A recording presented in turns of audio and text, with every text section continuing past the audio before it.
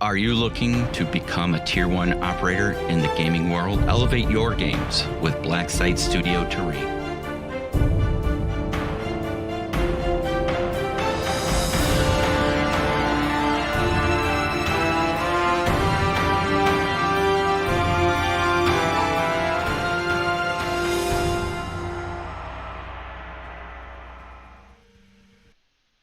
Welcome to another stream from the Sitrep podcast, where we'll be taking another look at Valor and Victory by Barry Doyle, this time using the system, a great World War II infantry combat system, this time using the system to take a look at the Battle of Iwo Jima. So hopefully you guys have seen on our YouTube and on our other channels recently where we've put up a 75th anniversary Op Center episode for February 19th, 1945. That's probably the most infamous day for the Battle of Iwo Jima, the day of the very first landings. Probably one of the bloodiest days in the history of the U.S. Marine Corps, one of the bloodiest days in the Pacific War, and maybe not the bloodiest, but definitely one of the worst days of World War II in general. Now, that of course is just the first day of the landing. Much like other famous landings like Normandy or Salerno, the landings are only the first day of what turns into a much larger battle lasting weeks and then months. So Iwo Jima was no exception to this case. We were looking at 5 weeks of sustained combat. I think it's like 36 to 38 days, depending on how you count it, of total combat that leads into the Battle of Iwo Jima. And even that's only the official battle. 147th U.S. Army Infantry were then going to be rooting out more Japanese survivors for about another 3 months. And in fact, the last 4 Japanese survivors were hiding in tunnels. They didn't surrender until January 1949. So yeah, Iwo Jima was a tough one, to put it mildly. Alright, so again, Valor and Victory, we're looking at the Battle of Iwo Jima. So Battle of Iwo Jima is probably most recently famous. There were 2 great movies that came out relatively recently. I think it was in 2006. Flags of Our Fathers and Letters from Iwo Jima. Both really good movies. They were made pretty much back to back by the same director, the same producer, the same studios or whatever. One shows the battle from the American perspective. One shows the battle from the yeah, exactly. Gaz, that's definitely the Clint Eastwood movies. Yeah, so Gaz in the chat is asking about the Japanese side of the story. Yes, we are looking at Flags of Our Fathers is the movie that shows the battle from the American perspective, and Letters from Iwo Jima shows it from the Japanese perspective. So Gaz is asking in the chat, what is the Japanese side of the story? How many troops, how many losses, etc.? Yeah, that's correct, because on Sitrep, somebody watched the episode. The Japanese are Kiribayashi is the name of the commander. Hopefully I'm pronouncing that right. It is elements, pretty much reinforced bulk of the 109th Imperial Japanese Army Division. And we're going to be looking at some pretty good detailed orders of battle for the Japanese in just a moment here. Again, Battle of Iwo Jima has initially 2, later 3. They later would land a 3rd. United States Marine Corps Division, that's a total of 70,000 troops on an island only 8 square miles or so. They're opposed by 21,000 Japanese troops of Imperial Japanese Army, specifically the 109th IJA Division. So for a while there's damn near 100,000 people on this tiny little island. And at the time, again, cities were different back in 1945. At the time, Iwo Jima was very, very briefly the most densely populated spot on planet Earth. During the initial phases of this battle, it was absolutely crazy. This actually makes it pretty tough from a wargaming perspective, as we talk about in our Op Center episode, because there's not a lot of room for maneuver. It's pretty much just packed troops and mass firepower and grit and determination versus mass firepower versus insane levels of fortification, honeycomb defenses, tunnel complexes, everything being dug directly into volcanic rock. This is one of the bad ones, guys, seriously. And we're in the 75th anniversary of that. This is the Marine Corps' Omaha Beach. This is literally one of the worst ones. In fact, I'm pretty sure Iwo Jima, I've done some research and some comparisons. Other battles like Bellawood, Guadalcanal, stuff like that, Peleliu.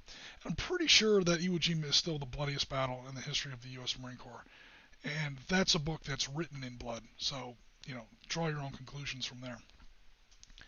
This is the approximate location for Iwo Jima. You can barely see it on the map. In fact, you can't see it on the map. That's why I have this big red arrow here.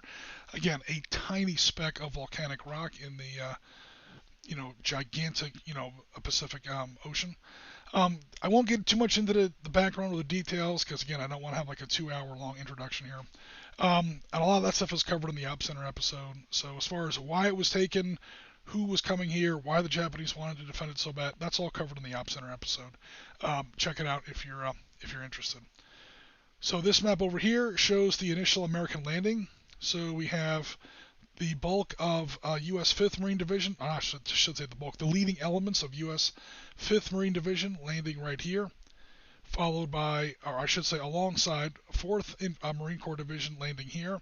They're going to land on this stretch of beach and pivot to the right here, northeast toward the interior of the island. The first objective for specifically 28th Marine Regiment here is to cross this very, very narrow neck. This is only 850 meters. Again, you have to. I'm going to keep specifying how tiny this island is, which is the reason I keep bringing it up is, again, to compare that versus how horrific the cost was to take this place, how hotly it was defended, and how many troops were defending it, and how many troops and how much firepower it took to actually claim this place. So here's a more detailed map that pretty much shows the same thing. These battle arrows are what is showing the exact location of today's battle. So again, the Marines landed here. Their first objective was to cross the island and sever off Mount Suribachi. We talk a lot about Mount Suribachi in the ops episode, so I won't get too much into the detail there. As you can see, this is by far the tallest point of the island. It was a symbolic objective, and we had to take it just for symbolism and for nothing else. But on a more tactical level, as long as the Japanese held Mount Suribachi, they had artillery spotters up there that could see every inch of this island.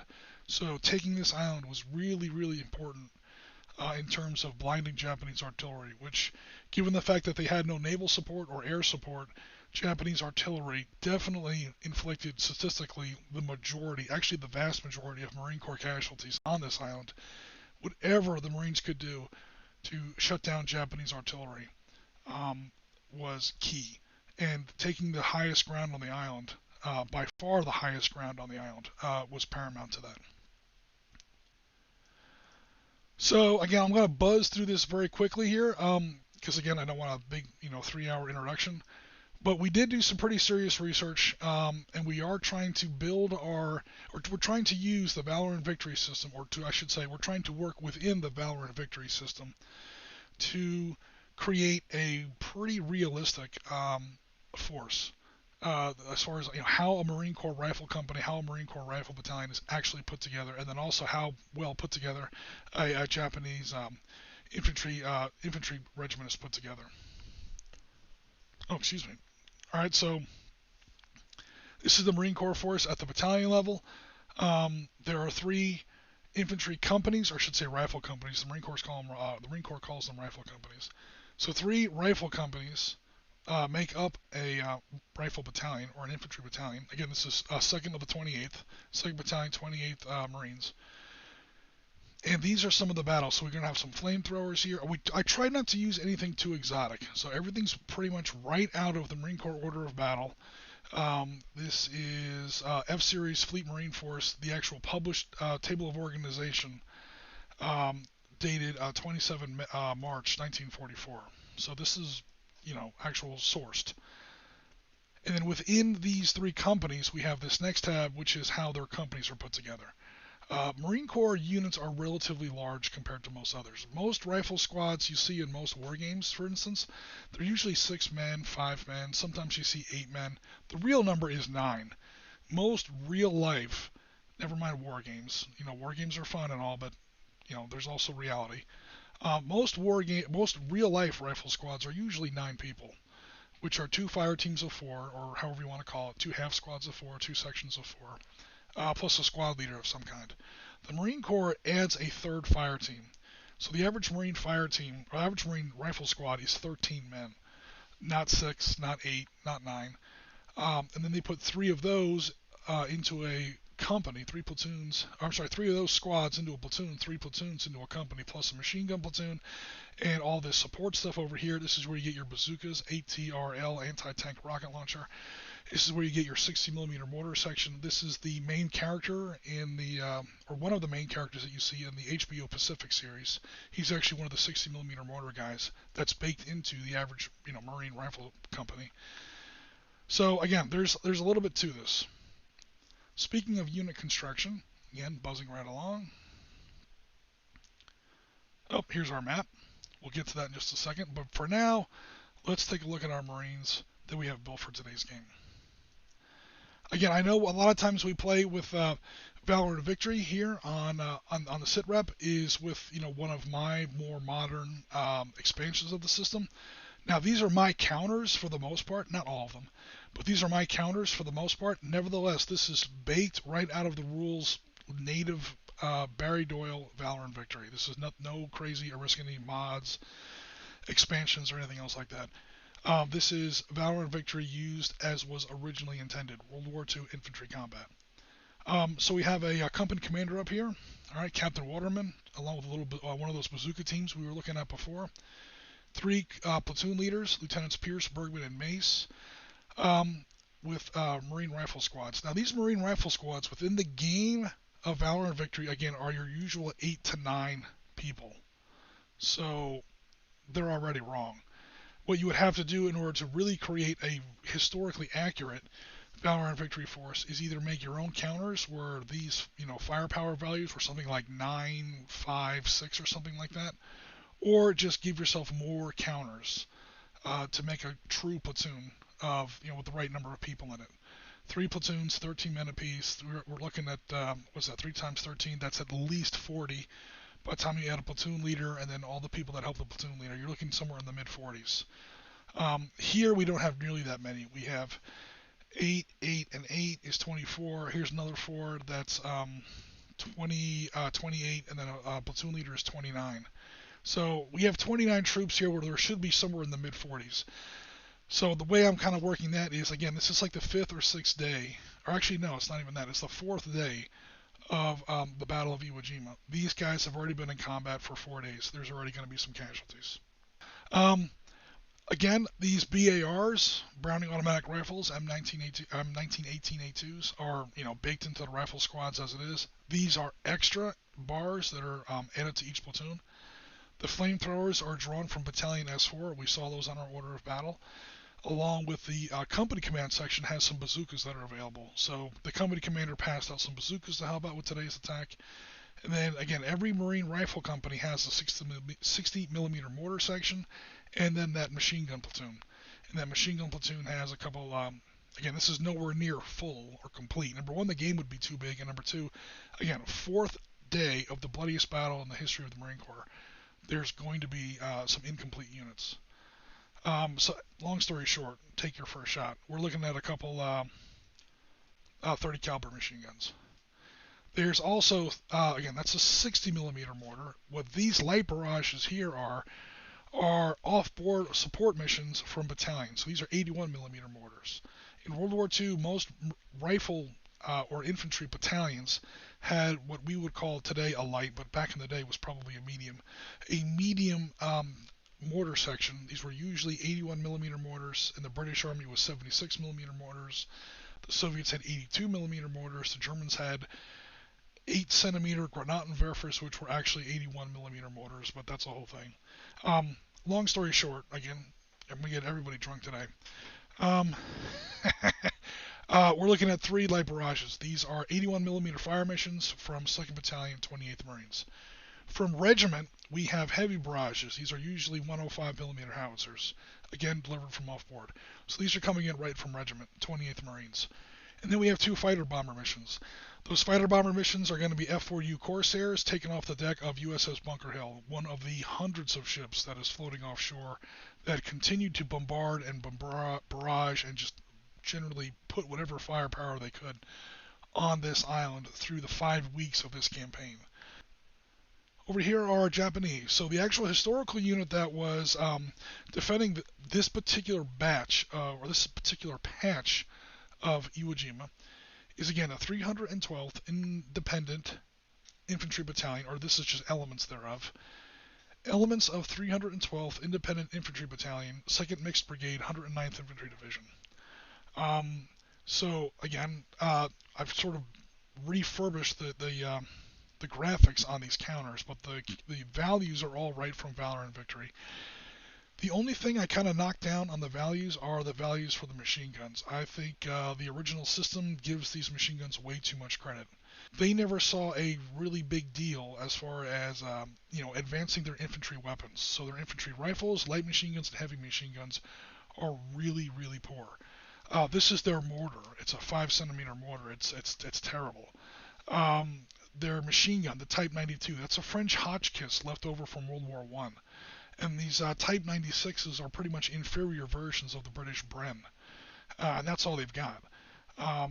They've got like these 5-shot bolt action rifles. They like bayonets. They like swords. So as tough and as resilient and as psychologically ready for combat as the average Japanese, infantryman was, the equipment he had was pretty pathetic, especially near the end of the war. The end of the war, the average U.S. rifle platoon, the average U.S. Marine Corps rifle platoon was one of the most heavily armed units on the planet. Soviet guards infantry, shock guards infantry, like their shock engineers, and some German Waffen-SS near the end of the war are the only ones that can come close. But again, by the end of the war, after battles like the Solomon Islands, Guadalcanal, Tarawa, New Britain, Kwajalein, Guam, Wake Island, the Marine Corps was not playing around anymore. This is near the end of the war. These are 1944, 1945 Marines. We've looked at the order of battle. I have cut a lot out of what really should be here, as I showed before. I showed my sources, and still this force is absurdly overpowered. The Marine Corps coming out of the water in 1945 was like, oh, there's going to be a fight. We're bringing all the tools, combat shotguns. Almost every platoon has at least a couple flamethrowers, bazookas, bars, M1919, 60mm mortars, satchel charges, Thompsons for almost every NCO, never mind officer. It's insane. Here we have a part of the eastern slopes of Mount Suribachi. So we have low ground starting here, and then every time you cross one of these elevation lines, you're going up another level. Okay, and so clearly you're going up the slope of so your low ground here and highest ground up here. You're going up a very jagged, rocky. Look at the contours on these terrain features. It's supposed to be confusing. This thing is a maze. Mount Suribachi had these ravines cut in the side of it where American naval gunnery couldn't get to. The bombers couldn't see it. The fighter bombers couldn't hit it with their rockets or their machine guns. And the Japanese were able to dig down into these channels and I won't say tunnels, but these canyons and ravines and channels, and really make things hell for 28th Marines as they tried to go up the side of the mountain. When they did eventually get to the top of the mountain is when they raised the flag on Mount Suribachi. That's that extremely famous photograph that virtually everyone on the planet has seen. It's probably the most famous photograph taken in World War II. It's one of the most photographs taken ever. Most reproduced photographs taken ever. This is the climb up the side of the mountain that leads to that photograph. So again, there's not a lot of terrain on the map because there's no water, no trees, no nothing. There's a little bit of foliage and trees and so on Iwo Jima today. If you look on a map, go to Google Images and look up Iwo Jima, you'll see some green there. At the time, there was none. It's a volcanic ash. The whole island is not sand or coral or anything like that, or even dirt. It's this black volcanic ash, and that's the reason we have this kind of bizarre looking, gray sort of terrain here on our map. We've got craters, we've got rubble, we've got dead trees. These are dead, burnt out patches of trees or whatever. These are going to count as -1 hindrances instead of -2 obstacles like you normally see with trees in Valor and Victory. So we already have the Americans and the Japanese set up. Notice the Japanese have a certain number of these caves. So these are caves that the Japanese have either found in the rock or found and then exploited expanded, cleaned them out, made them bigger, fortified them a little bit, improved them into actual military fighting positions. Um, and then we have straight out bunkers. So bunkers are above ground structures that block line of sight. They are built. They have a roof. They have different arcs of fire. So they do give you a better bonus. They're +2 as opposed to a cave, which only gives you a plus. I'm sorry. A bunker gives you a +4 as opposed to a cave, which gives you a +2. Again, the bunkers are engineered structures. The caves are literally just holes in the ground that happen to be convenient. The benefit, however, to a cave is Japanese have tunnels.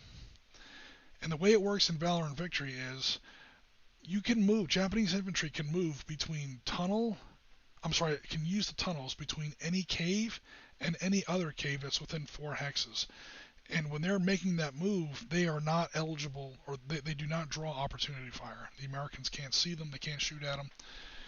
This means that Americans are going to have to watch out for Japanese troops popping up out of caves behind them as they advance up this hill.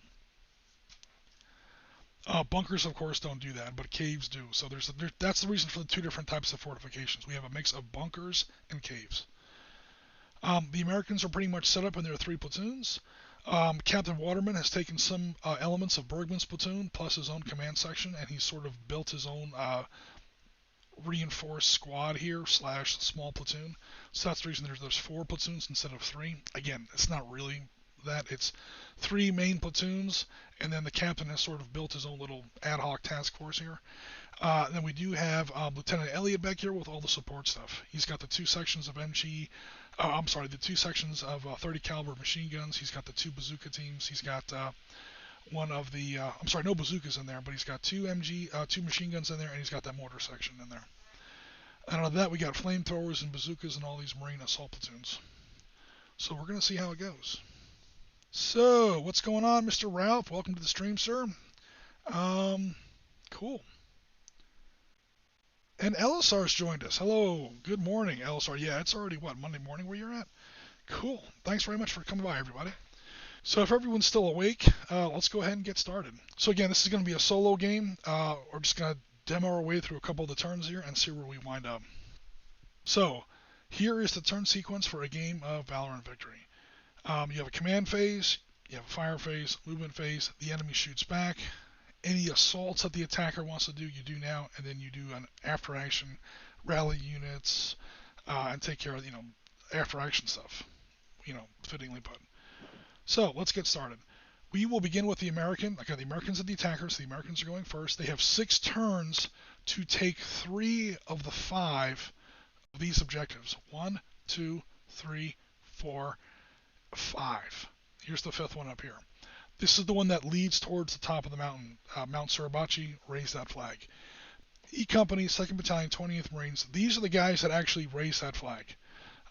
These are the unit we have here. Now, these are not historical commanders. These commanders are actually Marines that I served with back in my time, needless to say. I know Gaz is going to say something cute here, but I'm not quite old enough to have actually fought at Iwo Jima.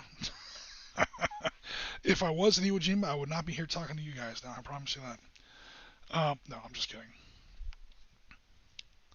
Waterman, you've seen him before. Yeah, that was Sergeant Waterman. He was one of my NCOs from back in the day. Good old Sergeant Waterman. I hope you're doing well wherever you are. He's usually my top Marine commander.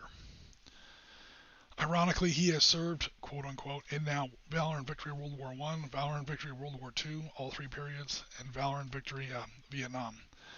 If I ever make up Marines for Somalia or for Desert Storm in Valor and Victory, he's probably going to be there too. He's like the eternal Marine. Okay, so one more time. We're going to start with the Americans on the attack, so they're player A, and they're going to begin with the command phase. So the command phase is when you split up your units, which I've already done here. You arrange your stacks. I've already done that here, so I didn't want to waste any time. You can take full squads and divide them into half squads. You can take your 2 half squads and combine them into 1 full squad, assuming they're both the same type. You can switch around support weapons within the same stack because it depends on who's carrying what. Again, I've already done all that, so that's not necessary now. I've already got these stacks arranged the way I want them. And then what you also do is you call in some support fire if available. Now again, the Japanese don't have any support weapons. Um, Again, no carriers, sadly, for the Japanese, no battleships to support them. Any overt artillery that was above ground that could see what was going on here and support them has already been knocked out by days of bombardment and days of combat. So now it's just that grim part of the battle where you have to go out, find the Japanese, and root them out of these tunnels, root them out of these caves, root them out of these bunkers. Satchel charges, flamethrowers, bayonets. This is the Pacific War at its worst. So, that's the reason the Japanese don't have any support weapons. The Americans have support weapons, but not as much as you might think. Because again, as much firepower as the Americans had multiple battleships with 16-inch guns. Like both North Carolina classes, a couple of the old like New York, Pennsylvania, these old like Pearl Harbor era battleships or whatever. God knows light cruisers. I don't even want to count how many destroyers, aircraft carriers. Half the Fifth Fleet was out there. It's a huge amount of firepower. But again, they couldn't see anything. The Japanese had constructed their defenses just way too well. They're all hidden in these tiny little channels and gullies and ravines. So that's the reason the Americans don't have, as much firepower as you'd think. However, they do have some. So you have to use the way I play, you have to use an officer, or a leader, I should say. That's somebody with either a -1 or a -2 in their upper right-hand corner there, to call in a fire mission. So we'll start here with Lieutenant Bergman's platoon. Lieutenant Bergman's platoon can obviously not see this cave because there's this little bit of terrain in front of them. Lieutenant Bergman can see that, I believe. Yes. He can see that because this guy is on the next higher level. So again, this map's going to be a little weird as far as terrain goes because the elevation is so complicated. This is very jagged ground. And he can probably see that as well. Again, this level 2, so, okay, this is level 1. Bergman's on level 2. That's level 3 in the way. However, this guy's on level 4 and this guy's on level 5. So they can see him. They can't reach him right now. 1, 2, 3, 4, 5, 6. That's for that light machine gun that's in there, 3-6. He can't reach Bergman. However, Bergman can't reach them yet, but Bergman can see them. So Bergman's going to call in some artillery. Now, how much should I put in on this? That's an objective hex in a bunker. I'm going to go kind of crazy on it. Just to sort of get the stream going a little bit. Can any other officer see anything? This guy's right behind this ledge here, so Waterman's not going to be able to see anything. Nothing really new. Nope, he can't see anything because he's too far back from this ledge. I'm trying to see if anybody can see that cave. Oh, absolutely not. For multiple reasons.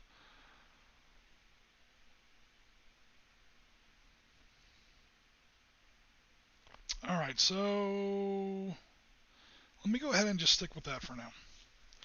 Okay, so I'm going to turn on Mr. Webcam here. Hello, everybody. It's Jim from Sitrep Podcast. And much more importantly, here's Sitrep Diecast Dice Tray. Here's what you really came to see. You didn't come to see my ugly face. You came to see some dice. Alright, so. Yeah, because science teacher says to blow stuff up. That's like 4 people ago. Wait, what's going on now? Here in the chat, too late. That's like 4 people ago. It's barely historical. Okay, I might have missed the joke on that one. That's what happens when I don't look at the chat enough.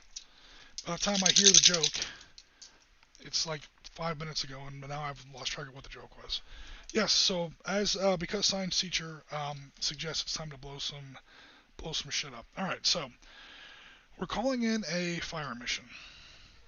So again, I'm calling in a heavy barrage and a fighter bomber. So 105s from back at regiment and some U.S. Navy pilots are actually going to try and help out here.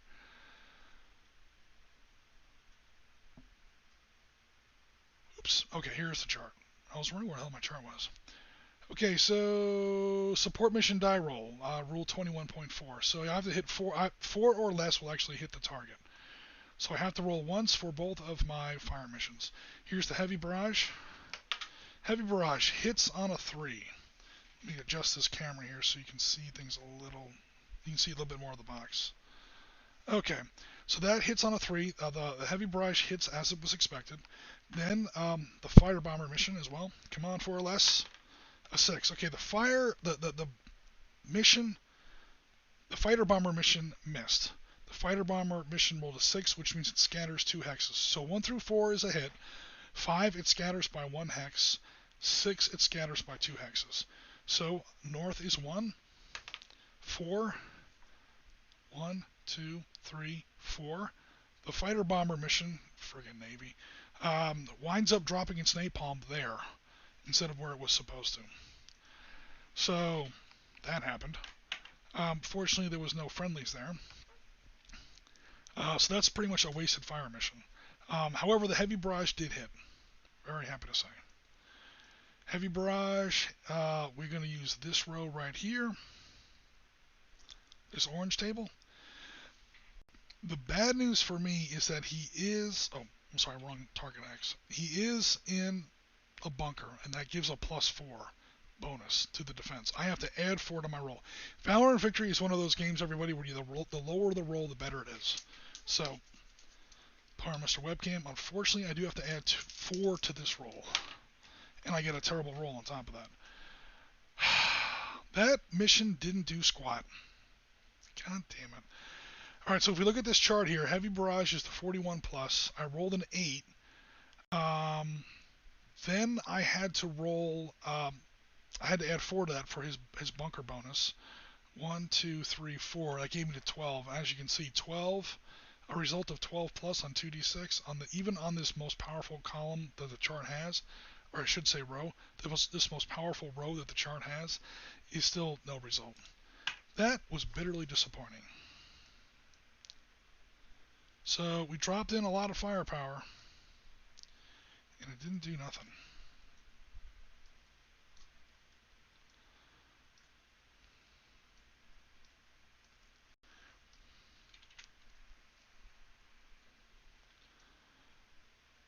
That could have been better.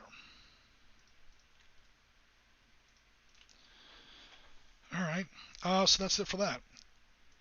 That's it for the American command phase. We go to the fire phase. Again, we've already measured that the Marines have. In fact, the Marines had to set up in such a way where there was no line of sight or range between infantry units, because that would dictate that the battle had already started. So we already know that there's nothing within range, that we're going to skip right past that and go to the American movement phase. So movement phase is simple in Valor and Victory. Infantry units, which is most of what you do in Valor and Victory, always moves 4, unless you have a leader with you, in which case you move 6. And then there are certain terrain penalties that apply. So this first unit's going to go 1, 2, 3, 4. That's as far as he can move. 1, 2, 3, 4, 5, 6.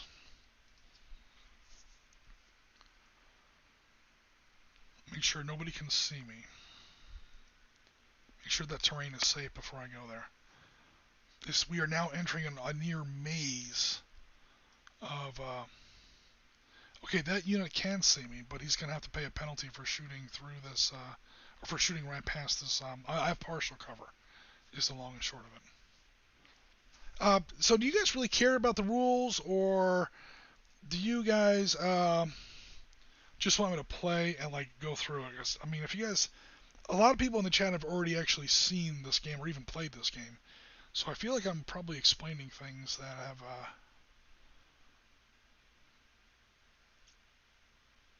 I feel like I'm already explaining things that a lot of people already know.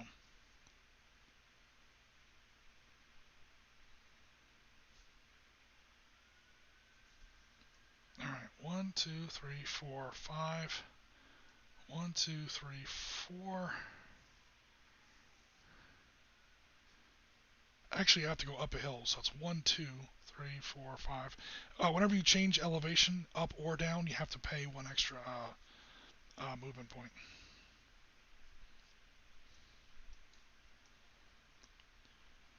So 1, 2, 3, 4, 5. 2, 3, 4, One, sorry. 1, 2, 3, 4, 5, 6. This way we'll be able to put some firepower up this ravine against that bunker and this cave system next turn. Alright, so that's going to complete American movement.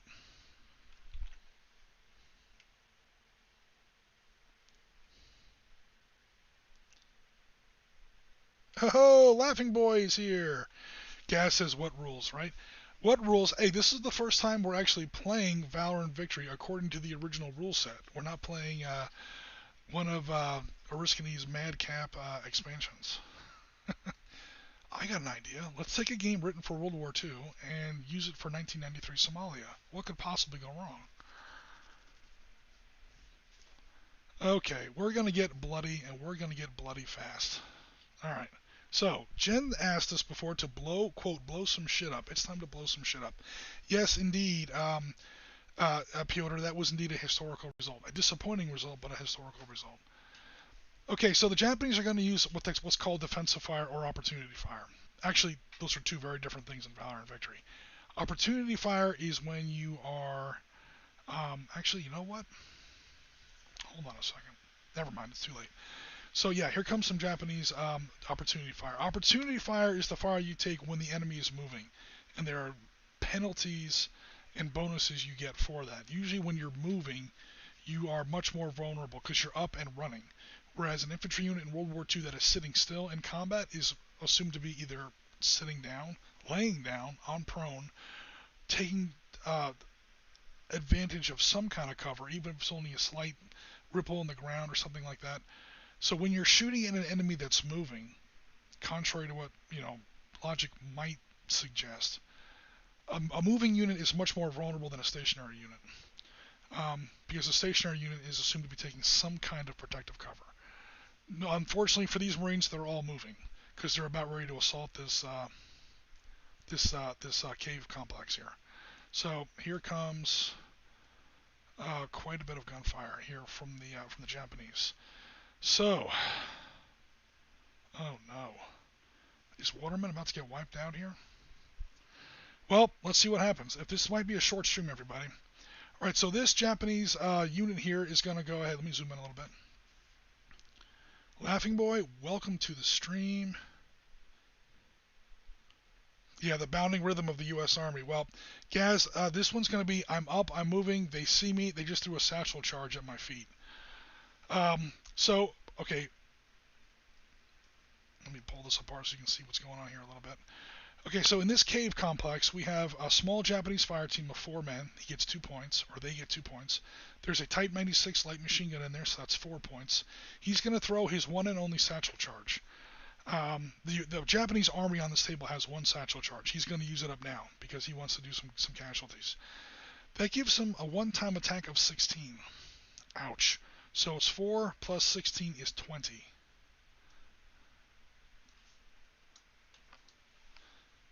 Alright, so I'm just going to go ahead and get this bad news out of the way here. There's no leadership bonuses in there.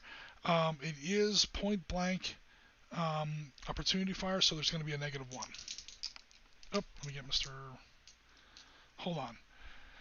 Oh boy. It's -2 because he's point blank opportunity fire in the open. That American unit is technically in the open. Oh god.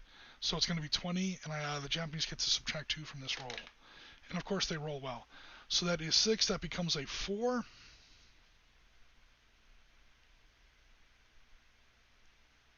Okay, so they're on this column, because again, you add up the total number of points. You know what? We already talked, we're not going to go through the rules too much. So we're looking at a total of 6 was the roll. They get to subtract 2 from that roll because it's opportunity fire in the open, so that's actually read as a 4. On that 19 to 28 column, a 4 reads as 6 casualty points. Ow. The only good news there is that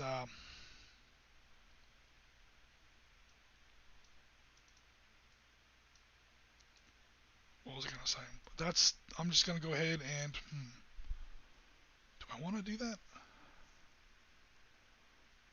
Here's what I'm going to do.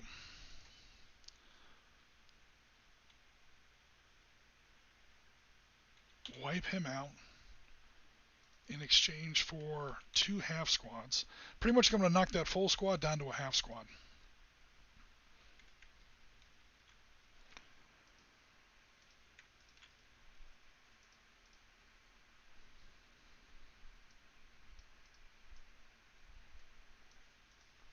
Okay, and then that's 3 of my 6 casualty points. Then I'm going to, you know what, I'm going to go ahead and ungroup this because this is turning into a pain in the ass here. Now I have to, okay, so I have to pay 3, I have to pay 6 total casualty points. I've already paid 3 when I knocked that full squad down to a half squad. 1, I've already ungrouped this dude. What the hell? 1, 2, 3. You get 1 casualty point for a unit that you pin.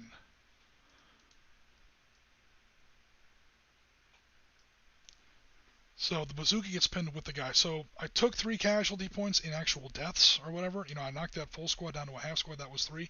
And then I pinned down 3 fire teams. So 3 plus 3 equals 6. Or more to the point, 3 plus 1 plus 1 plus 1 equals 6. And that settled my butcher's bill. And that was enemy counter fire there. Unfortunately, there's more enemy counter fire coming.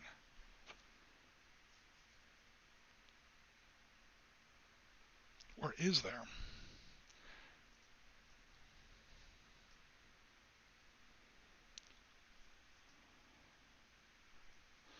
So once Bergman's platoon reaches hex kilo 7, they're invisible because they're right behind that ledge. And by the line of sight rules, they're no longer visible. So if these Japanese hexes here, Shindo's squad and Serizawa's platoon, yes, that's named after the Japanese scientists in the original Godzilla movie. I have no regrets. So we have Lieutenant Serizawa and Sergeant Shindo here. They're going to take both of their shots. If they're going to take shots, they have to take them when he's still visible back here. So that's going to screw up the range a little bit. 1, 2, 3, 4, 5. Okay, they're all still in range. Serizawa's not. The middle number is the range value. So Serizawa's pistol and God knows his samurai sword won't exactly reach at that range. However, the full rifle squad and the light machine gun in there will have no problem reaching at that range. Notice, just a quick point, that for all the Japanese inferiority in their infantry weapons, they do have a higher range than the American Marines. So the Japanese rifles have a range of 6. The Marines have a range of 5. That's the middle number. Okay, and why that is? Because most of these Marine rifle squads and fire teams are actually a mix of M1 Garands, M1 carbines, which have a smaller range, and Thompson submachine guns. M1A1 Thompsons. So, which fire pistol ammunition, they have a range of 4. So what the game does is it kind of averages that all together. There are some guys in this platoon or whatever that would have a range of 6. Some that have that platoon, some would have a range of 4. The game averages out to 5. Japanese, for all their relatively low numbers here, 4 for a full squad. The Americans have a 6 for a full squad. They're firing bolt-action rifles, but at least those bullets will go a long way. Which makes a difference here because this is a pretty long-range shot. Alright, so Shindo can hit because he's within 4 hexes. That's 1, 4, and 3. That's a total of 8. Oh, shit, I was not showing Mr. Webcam. Sorry about that. That's 9 at 8. That's going to do no damage. They cannot throw in any more grenades. They cannot throw in any more satchel charges. Well, number one, they're out of satchel charges. The Japanese army on this map has now used up its one and only satchel charge. Meanwhile, you have to, if you want to use grenades or satchel charges or anything like that, an opportunity fire at the enemy has to be adjacent. So pretty much you're in a cave, you're in a bunker, you're in a foxhole, the enemy is overrunning your position.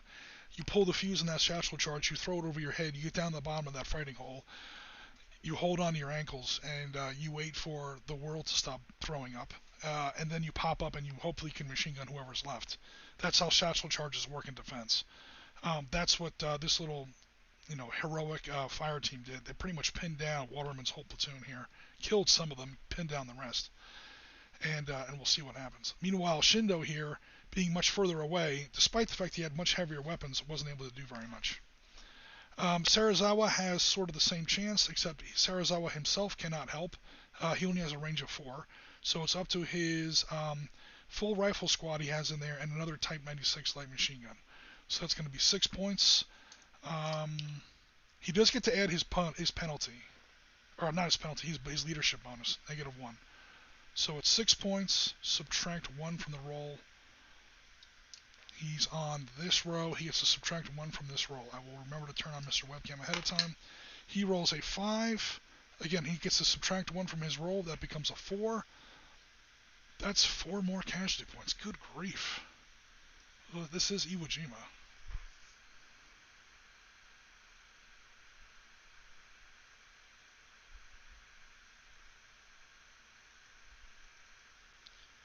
I will kill that half squad, and I will pin down this half squad. Oh, man.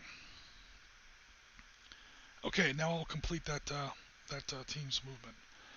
The only exception being this guy was pinned back here, so he has to stay back there. Alright, now we're going to hopefully do an assault. Clear out that Japanese cave complex. Alright. This is why I really wish those artillery missions had done a little bit better before. We'll put an explosion here for the satchel charge, because why not? It's fun. Okay, so that completes American movement and Japanese opportunity fire. Any Japanese defensive fire? No. Can't see. Alright, we'll go ahead and leave it off for now. Okay, so now we go to the American advance and assault phase.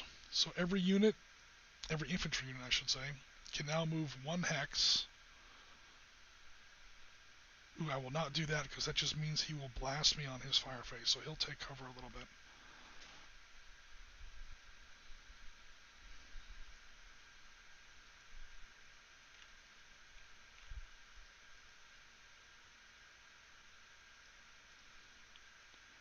I can't move Elliot's whole platoon in there because it would create a stacking violation.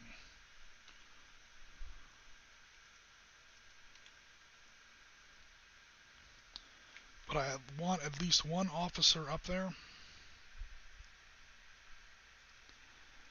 in that hex with that pinned down unit, because that's going to help him rally later on in the turn. Okay, and also next turn the Americans have machine guns. I can put down suppressive fire on these 3 positions now that I can see them, and the Americans have a mortar section that can hopefully do the same. Alright, I can't move an assault in the same turn, so these guys are just gonna hang tight. If they use their assault and movement to get up there, then they can't assault, because you can't do your assault and move and assault. The assault is your assault move. So if I move up there, that's just going to expose him to enemy fire from this position and this position next turn.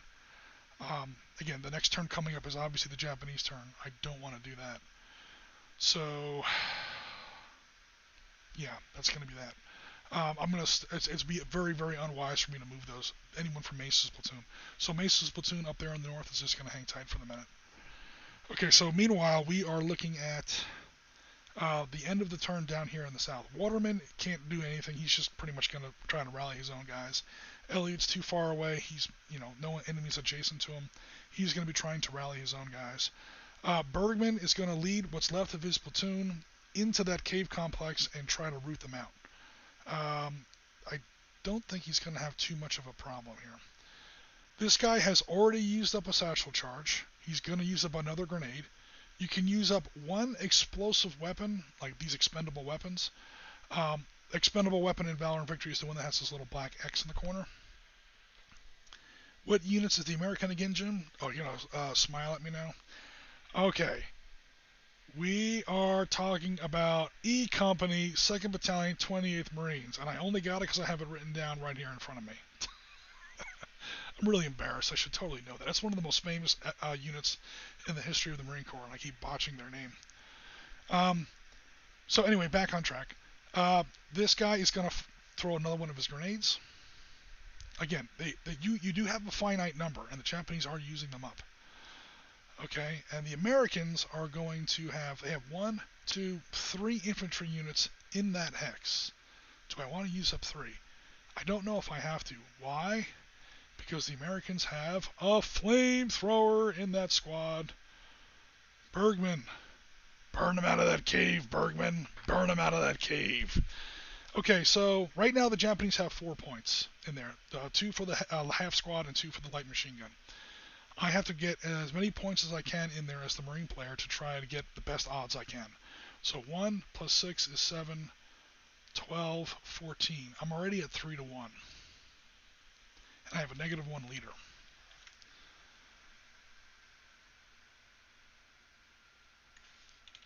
Any day you want to catch up with me, Excel, what do you say?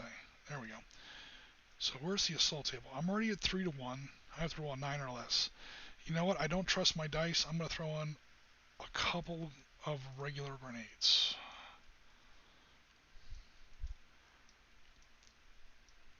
Now I literally need an 11 or less. You know what? I'm going to make that. Yeah, I'm going to make that 11 or less. I don't want to screw this up. All right, 11 or less, and a 5. Okay, I kind of wasted some grenades, but that's okay. Better that than people going home in wooden boxes. Grenades are cheap, and the Marines do have more grenades than the Japanese do. Okay, so that's these 2 guys automatically destroyed. There is one enemy there's one enemy infantry unit in that hex, and it's a +2 bonus for the caves. That means I have to pay 3 casualty points for that hex. And you know what? I am tired of taking too many casualties. So I am going to be very, very, very, very bold. When you conduct a successful assault, you have to automatically occupy that hex. That's a bad thing, because now I am about to get assaulted by Japanese counterattacks, sword-swinging sergeants and officers, and the whole 9 yards. Then again, I should be so lucky. If he does that, he abandons this cozy little bunker, +4 bunker. That is an objective hex, so maybe he won't. Now I have to pay 3 casualty points. I'm going to go ahead and oh boy, I'm going to pin this whole stack, and that's risky, because again, enemy units are very, very close. If I fail this rally check, that's bad. Any enemy unit that is pinned down and you assault them, automatically destroyed, no losses to the enemy. The Japanese player, despite the fact that's an objective hex, despite the fact that's a +4 bunker, is going to be really, really hard pressed to resist that temptation to pretty much just wipe out for free an American lieutenant, half squad, full squad with a flamethrower at absolutely no cost to himself. So I have to make that roll. Okay, so that's going to end up the turn. We're going to now go to the after action phase. We're going to try and rally these guys. Rally is a 6 less on 2d6 +1, because these guys are Marines. They're elite. They have the E in their upper right hand corner there. And if there's an officer in there, or the leader, I should say, the leader can apply that bonus as well. So we're going to start off with Mr. Elliott, trying to rally that 1/2 squad that's underneath him. What this basically comes out to, he needs an 8 or less on 2d6. And of course he rolls a 10. So that guy remains pinned. Underneath Waterman, that's another failure. Goddamn dice. That's a success. Oh, Waterman gets a 9 because he's a -2 leader. Okay, so 2 successes, 1 failure.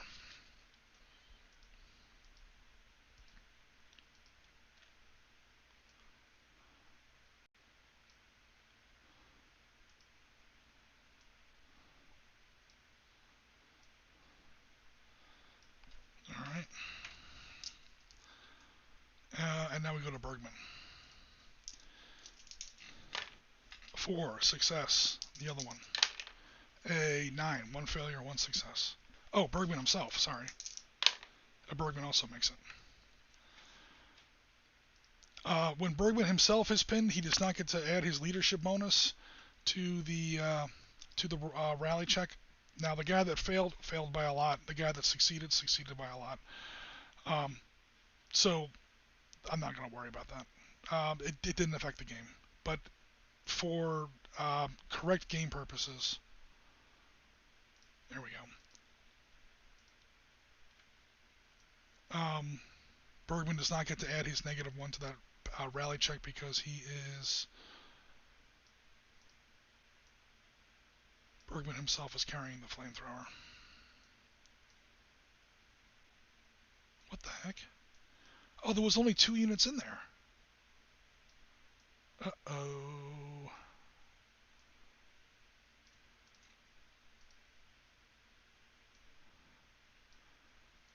So, oh, crap, I screwed up. Okay, there was only 2 units in there, not, so when I had to pay 3 casualty points for taking that hex, I only paid 2 by, pinning down 2 units, so that was not an option. I had to kill half a squad. In all fairness, much as I don't like killing Marines, I have to put that in there. Damn it. Now, the silver lining there, I'm correcting something I did wrong a phase or 2 ago.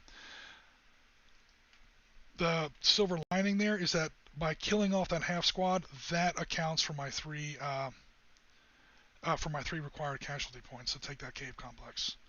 So no one got pinned, so nobody had to rally, so nobody failed to rally. A little bit of goofy turn sequence correction there, but it would be unfair for me to take that hex without any casualties. I thought I had more guys. It's better to assault a unit. It's better to assault a target with more units. Obviously, number 1, you're a stronger attack, but number 2, when you have to pay the butcher's bill for actually clearing that hex, you can spread that impact out across more units and thus pin down more units as opposed to killing units, thereby saving yourself casualties. It's better to pin down 15 guys than to kill 3. But if you assault with only 10, you don't have 15 guys to pin down, is the short version of that. Okay, so that is going to be the end of American Turn 1. Not very good. Lost way more people than I was hoping. I did clear 1 Japanese cave complex. I now occupy it, so now Japanese units cannot use that in their cave system. This guy can teleport, for lack of a better term, here. In other words, between all the Japanese caves, there's assumed to be underground tunnels. But one tunnel they can't use anymore is this one. The one that leads here to there, and the one that leads here to there. 1, 2, 3, 4. Because the Americans have now taken that cave. They clear that cave, they throw a grenade down there, they throw a booby trap down there. They seal off that cave, because it's been taken. So let me check the chat, see what's going on here. Yeah, congrats. Oh my god. Congrats, except it's pretty bad. We paid way too much for it. So re-roll the failure for cinematic effect. Oh man, I'm wishing all kinds of stuff here in the chat. Sorry guys. Let me see what's going on here. Noijitat says yes. Yes. Noijitat, are you rooting for the Japanese? I guess that's fair. We should not, for the Emperor. Yes, he is. That's okay. You know what? I won't lie. Whenever I'm playing the Marines in a war game, I will be biased toward the Marines. So, Gaz, thanks very much for keeping us honest. You go ahead and pull for the Japanese, and I'll pull for the Marines, and we'll see what happens. So far, I think the Americans are definitely losing. We've basically killed 4 Japanese soldiers, cleared 1 machine gun nest, and 1 cave complex, and that cost us way too much. A fighter bomber strike, a howitzer mission. I can't remember. 2 half squads, a bunch of guys pinned. We're talking about a lot of people are yelling for a corpsman right now. If we have to pay that much for every one of these positions, we are not going to be in very good shape on the end of this game. North African militia. There you go. Oh no, what's going on here with anniversaries? Yeah, right. It's not just an anniversary game for Iwo Jima here. Lucky in love, unlucky at dice. That is true. I can't argue with that. And it is our 26th anniversary this weekend. Yes, Jen's been reminding me of that all weekend. Thanks very much, because science teacher. No, I'm just kidding. Absolutely cool. The Americans have got to have a comeback. Don't worry, the Americans will do better with their artillery next time. Japanese will definitely do worse. Congrats was for the anniversary. No, the congrats was for clearing that cave complex. We got to keep our priorities in line. No, I'm just kidding. On the anniversary, not for taking the cave. Damn it, Rasmus. I'm only joking, everybody. Alrighty. Satchel Charge was a big hit, though. Yeah, and Satchel Charge was a big... Notice I did not use the American Satchel Charge. The Americans only get one Satchel Charge as well. I'm saving that for a bunker. Ow. +4. Those bunkers are no friggin' joke, man. I'm not looking forward to that. Yeah, this is the first time in 26 years I have forgotten the anniversary. But it's been a weird weekend, and you were out of town, so it's partially your fault, too. Don't worry, we will make up for it either later tonight or we'll go out. We'll have a nice night out sometime during the week, at the latest next weekend. Which is weird. I actually had a lot of time off this weekend. No Dark Star games, only a little bit of work. No HK Ops, no podcast. This was actually a pretty mellow week. I think my brain just turned off. And you stop counting after 25. Now you restart counting at 30 and 35 and 40.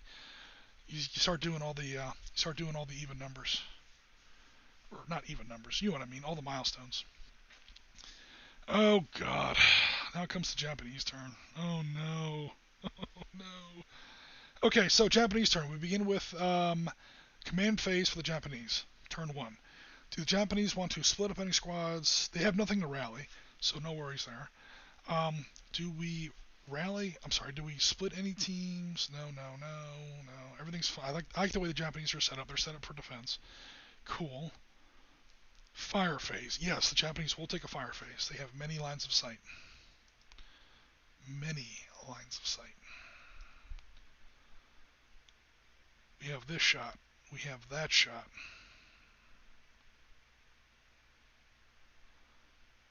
Nothing's visible there. Nothing's visible there. Japanese up here can probably see some of this stuff. I don't think they can reach. The Japanese do have what was incorrectly called the knee mortar. So here's a fun little story. The Japanese had this tiny little mortar in World War II, Type 89. It's not too unlike what you see some of the British old 5cm mortars from, or 2-inch mortars from World War II. Notice this weird kind of base plate where you would literally kick it on the ground, sometimes put a boot on top of it, and you would fire it that way. Marines being Marines, when we first ran across, or not we, I wasn't there, when the Marines first ran across these things on Guadalcanal, they thought this curved base plate was for you to brace it on your thigh or on your knee and fire it like a grenade launcher. After a couple Marines had reported to Battalion Aid Station with shattered legs and kneecaps, the word went out, hey, if you capture one of these Type 89 mortars, do not try to fire it off of your leg or your knee. That's not how you're using them.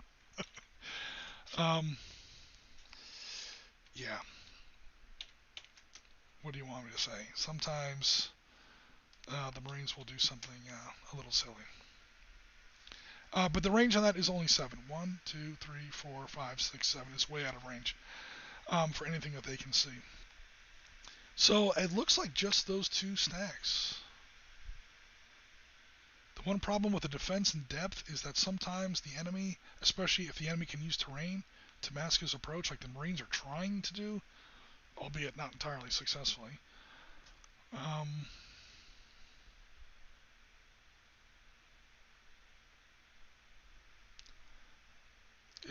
You can almost like divide the enemy's defense into bite-sized chunks. So rather than assaulting all these positions at once, the Americans are trying to use some of the Japanese terrain against them. In other words, only attacking in little echelons so that not all the Japanese units can fire at the same time. Like right now, out of all these Japanese units on the table, only 2 of them can really draw a bead on American forces. He's got that, and we've got that. Shindo's bunker here can also see here, but he would be firing at a penalty. Because his line of sight scrapes right, again, you always go from center of the hex to center of the hex. That's the reason there's a dot in the center of every one of these hexes. You'll notice his line of fire scrapes right past this elevated terrain. So in Panzer Leader, that says no, you do not get to shoot, period. Valor and Victory is a little more lenient. Valor and Victory gives the defender partial cover. Here, however, not only are they a little closer, but there's no cover because Elliot's kind of pinned down there in the open. So Shindo's going to go ahead and continue to fire at Elliot. We're looking at a grand total of 7 points. Make that 8 points because Shindo's close enough to help himself. He gets to subtract 1 from his roll because he has a -1 leadership bonus. So that is going to be, eight points. So we're on this row, -1. 7 is read as a 6 on the 8. That is 2 casualty points. Okay, so somebody mark that down. Next, Sarazawa has only 6 points, but again, -1. And he also gets a 6, which is read as a 5. So, holy crap. What was that first roll again, guys? Jim is as old as the corn. Oh no. Here it goes. A Freudian slip. See, you were there as a Freudian slip if I ever heard one. No. Alright, guys. I totally forgot what that first roll was. That first roll. What do you mean 10? It was not 10. 14. I rolled 14 on 2d6? Okay. It was a 6 that became a... I'm subtracting 2 instead of 1. I think... it was 2 6s that were both read as 5s, right? Someone correct me if I'm wrong, seriously. Okay, cool. Yeah, it was 2 6s that were read as 5s. So that's 2 5s, because they both have -1 commanders. That's going to be a total of 6 casualty points that the Marines have to spend there. Holy crap, man. Yeah, that's another...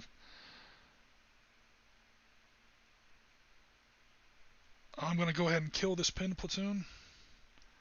That's 3 points. And then 1, 2, 3. No, 2, 3. Pin those 3. That's my other 3. Gee whiz, man. Hey, if one thing we're getting right in this game, it's that Iwo Jima was bloody for the Americans. Fortunately for the Americans, I think that's the only real fire the Japanese can take right now. Okay, now we go to movement. The Japanese can now move. They can move anybody that didn't fire. So they can move anybody except these two. So, I'm thinking about moving some Japanese forces further up. Because I'm pretty sure this cave complex is about to be assaulted by Mesa's platoon. I want to get some reinforcements there. However, no Japanese forces are going to be able to get to them without taking tons of American fire, except, oh my god, the Japanese have a tunnel complex. I know, right? Very exciting. So again, the tunnel rules as specified in Valor and Victory says that any unit that has tunnels, Japanese are pretty much the only ones, can move between any 2 cave complexes if those 2 are within 4 hexes of each other. So 1, 2, 3, 4. The formal rule has you can set up your caves wherever you want. The caves have to be within 4 hexes of each other. However, you have like a copy of the map in which you draw a secret tunnel I don't get into all that. The Japanese player actually draws and maps out his tunnel complex. I guess if you want to do like an NVA battle in Vietnam and you wanted to get really serious with like you're in Hobo Woods or Kuchi province or something like that, where you're into some very, very serious tunnel complexes, maybe it would be worth it. But for, the tunnel complexes on Iwo Jima, as fearsome as they were pretty limited. Only some parts of the island had them. So I just took the shorthand version of the rules where I'm like, look, all my caves are within 4 hexes. You can move 4 hexes through a tunnel complex. So that full squad moved 1, 2, 3, 4 underground and has now emerged in this tunnel complex in preparation for these clowns popping up. In fact, you know what? If I'm going to do the Japanese real justice, I'm going to say that, because we did this earlier for the Americans, we're going to go back in the turn sequence a little bit, and we're going to see that Japanese full squad divided into 2 half squads, and then that was during the command phase, and then during the movement phase, they moved 1, 2, 3, 4 through the tunnel complex and emerged through those into that new cave complex. It doesn't. What's the difference between 1-4 and 2-2s? It's gonna make a difference. Rasmus will tell you. Rasmus will tell you. LSR 2590 will tell you if he's still on the stream. The difference between 2 half squads and 1 full squad is pretty significant for a number of reasons. Mostly casualty management, yours and the enemy's. So we'll come back to that later. But to play the Japanese fairly and to the full extent of the law, so to speak, we're going to go ahead and divide that full squad into 2. That's going to make it a little bit bloodier when the Americans go in there to take that place. Speaking of which, this guy's going to do the same thing. Again, we're being a little fast and loose with the turn sequence here, but we're taking those 4s and we're dividing them into 2 2s.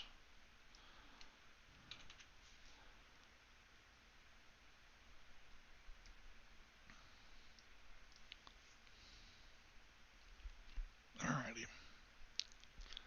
Any other movement? I don't think so. It does reduce your available troop density, so it's not a hard and fast rule where, you should always divide your squads. There are times when it's better, and there are times when it's not good. I think this is going to be one of the times when it's actually a pretty good idea for the Japanese player to divide his squads, because they don't really have enough troops to get to maximum troop density.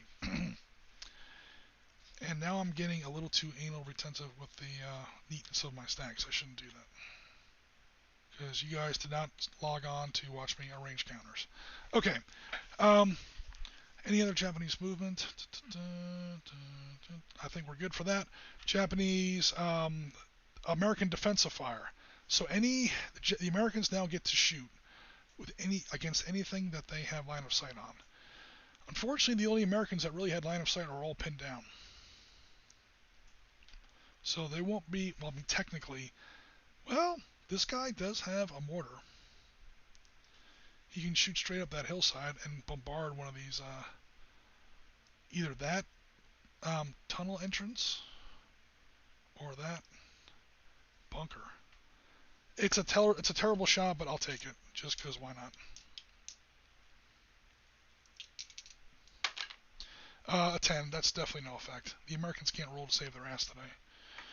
Oh my god, you guys logged in to see the Americans lose. The Marine Corps is going to lose. Gaz will never let me live it down. Alright. So that's going to be it for American defensive fire. Japanese advance and assault. They're all in cover. They're all in their bunkers. They're all happy. They're not going to do any advance and assault. The only advance and assault... Yeah, no, they're not. They're fine. Okay, what else? After action phase, Japanese have nothing pinned down. There's no casualty evacuation in base World War II edition Valor and Victory. So that's going to be it for the Japanese turn. That's it for turn 1.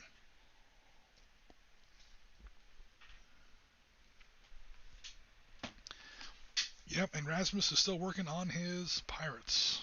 Nice. Attacking fortified positions. Yeah, it's going to be tough, especially when your artillery can't do squat. That's not the good part at all. Move or copy. Yes, we're going to start a new turn. One of the great things about gaming in Excel like this is you just start a new tab for a new turn. That way you have a ready-made battle report, number 1. Number 2, if you commit a major rules mistake back on turn 3 and you're now on turn 6, your game isn't ruined. You can go back to your previous turn. The table's still set up for that turn, and you can try again. Alright, so American turn 2. I'm going to go a little faster now. If you guys have a rules question, let me know. Other than that, I'm just going to buzz through it.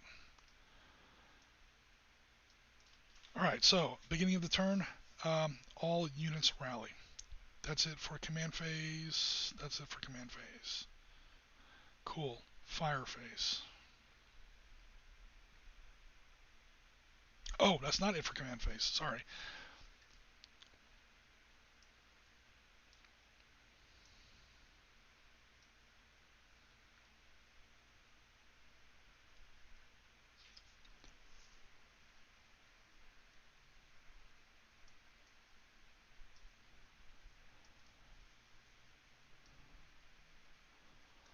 Alrighty. Airstrike. 2, that's a hit. Heavy barrage. 3, that's a hit. Shit. 2 light barrages up north. 1, that's a hit. Light barrage up north. 5, that's a miss. Okay, the one that missed went to number 5. Went to number 5. So one mortar section landed a little off, but everything else hit where it's supposed to. All right, cool. Now, Sergeant Waterman called these in. So, well, hold on. I actually think I have to declare that, don't I? Oh, no. Okay. Okay, I'll say this much. And again, I'm not entirely sure if I'm doing this right. Sergeant Waterman is calling in this fire mission. Lieutenant Elliot, that's my support officer. Elliot is the one exception to former Marine that I actually served with. He was actually a friend of mine while I was in the Marine Corps. He was a civilian at the time. He later joined the U.S. Army. So there is technically one Army guy on the table here. That's Lieutenant Elliot down here. Okay, so +4. I'm going to now roll the effect for that fighter bomber strike and that heavy barrage. So first of all, I'm going to have +4 penalty for that bunker that they're in, -2 for Waterman calling it in. So again, that leadership bonus applies to anything that he's involved with. This makes your officers and your leaders incredibly important in Valor and Victory. All right, so cool. So the the heavy barrage roll a modified 8, 6 minus +4 -2. I'm gonna write this down so I don't forget again. I don't have to ask you guys in the chat what's going on, because that's embarrassing. And 10, modified 10. Oh my god, for that fighter bomber strike. The fighter bomber strike literally just splashed on nothing. I can tell you that already. 10 on a fighter bomber strike is no effect. Both fighter bomber strikes launched all their napalm. One missed, and the other one hit but just did no damage. However, I'm happy to say that that howitzer strike did a little bit more damage. Okay, howitzer strike rolled a modified 8. That is 4 casualty points. Yeah, they're doomed. Okay, so this heavy barrage, we finally got a little bit of a crack in the Japanese defense here. This heavy barrage did 4 casualty points. So the machine gun doesn't count. I've got 1, 2, and Shindo. I can't pin down all 3. If I kill those 2, the last number is the casualty rating. I have to account for 4 casualty points. So if I kill him, then I can pin down these 2. The Americans walk in and they take the hex for free. That's not going to happen. If I kill 1 and this, that's only 3. Then I have to pin him down. The Americans walk in and take the hex for free. Here's what's going to happen. Kill, kill. And technically by Valor and Victory rules, the Type 92 goes with it. What I'm going to do, and what we sometimes do, again, LSR and Rasmus can back me up on this, is we allow commanders to actually operate the heavy weapon. This way they get to be heroic for a last second. So all his men are dead, but Sergeant Shindo is going to get behind that Hotchkiss, that old Type 92 there, and he's going to try and fend off the American attack. It's not going to make that big of a difference. Legally, I can do it in such a way where it's just Shindo by himself. The difference between 1 and 4 is not the issue. The difference is I have to pay casualty points for 4 for the bunker and 1 for Shindo. So no matter what, I'm paying 5 casualty points for taking this hex. Alright, now we're done with the American command phase. Now we go to American fire phase. Oh, I'm sorry, I didn't do this light barrage up here. Sorry. American light barrage, +2 for the cave, -1 for Elliot, so it's -1. Sorry, +1 total. Oh, shit, damn it. I finally got a good roll and the camera wasn't on. Alright, so that's 3 -1 becomes 2. 2 was the total effect for this light barrage. So my lightest weapons were actually the most accurate. Oh, no, technically the fighter bomber is lighter than a mortar barrage. Okay, no worries. At least according to this system. Okay, so That turned out to be a negative, modified 2. Holy crap. 9 casualty points. Holy cow, the Americans finally caught a break. This mortar shell landed right in the middle of this cave. There is no legal way. 1, 2, 3, 4, 5, 6, pin. No, there's no legal way. All 4 of these Japanese units are destroyed by that mortar barrage. Holy mackerel. That was pretty damn cool. Alright, that makes up for all those screwed up airstrikes.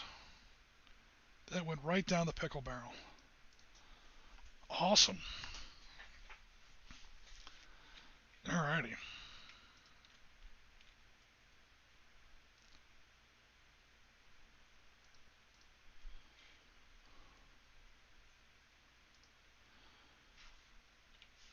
Okay, so that's going to be it. Now we're done with American command phase. I've said that 3 times now. American direct fire phase. Okay, guys, I see how you're going. All right, you know what? I'm going to turn on the... Fine. I see how you are, guys. All my bad rolls were without the camera on either, but you know what? That's fine. I see how you are. Let's make fun of a risk any day. Elliot's not going to go ahead and take that shot now because there's nothing there to shoot at, number 1. And number 2, he was blocked by this bit of terrain and that bit of terrain anyway. Yeah, that's okay, Piotr. Gaz, that's like why Gaz is part of the Sitrep team. He likes to make fun of me. That's all good. Hey, Gaz, I'll remember this when you play those Gurkhas. I'll remember your attitude. It's going to be great. You're going to have Japanese booby traps going off in that Burmese jungle all over the place. It's going to be glorious. And you can make your rolls on or off camera. It won't matter because you're already going to be dead. Not just you, buddy. Yeah, right. Okay, I'm just kidding. Obviously, or I should say, I hope, obviously. Okay, American Fireface. Assault. Actually, I don't even know if I want to do any real big time. You know what? I have this stupid support section down here for a reason. Let me go ahead and use the Americans. There are I shouldn't say our. The Marines' advantage in games like this is raw firepower. The Japanese have great defenses, and those that's the trade-off. So the Marines really do have to make the use of their kick-ass firepower. So I've got 2 30 caliber machine gun sections in there. They're considered light. That's the L there. They're considered light support weapons. That means that these half squads can also use their personal weapons as well as the light machine guns. And then Elliot himself is also in range. 1, 2, 3, 4, 5, 6, 7, 8, 9, 10, 11, 12, 13. Subtract 1, add 4, so it's 13. Net, add 3. Damn, these bunkers. In the end, you don't destroy bunkers by shooting at them. I mean, you have to assault them. I'm hoping for at least 1 casualty point just so I can pin him down. If I can pin him down, I can take that hex for free. That would be freaking glorious. However, I will turn on the camera this time so Gaz doesn't make fun of me. Alright, so in all seriousness, I'm on the gray row there, 11 to 18. I have to add net 3, so I'm looking for a 5 down. That would really be nice. Come on, please. Hell no, I got a 9. Oops. It especially doesn't help when the damn camera doesn't show the whole dice box. Okay. So no effect.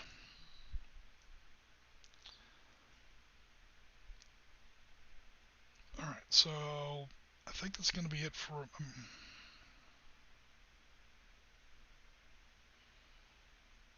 yeah, because, dude, I mean... I would love to take that hex without having to actually assault it. Would really, really love that. Bergman cannot fire because he's directly behind this ledge. That's why he can't be fired upon. However, Waterman is on the other side of this valley. He fires over the ravine and up the slope. 1, 2, 3, 4, 5, 6, 7, 8, 9, 10, 11, 12, 13. It's the same roll. He is subtracting 2 against 4. So we need a 6 down to do at least 1 casualty point. God damn it. if I don't do it, I'm going to have to wind up assaulting it.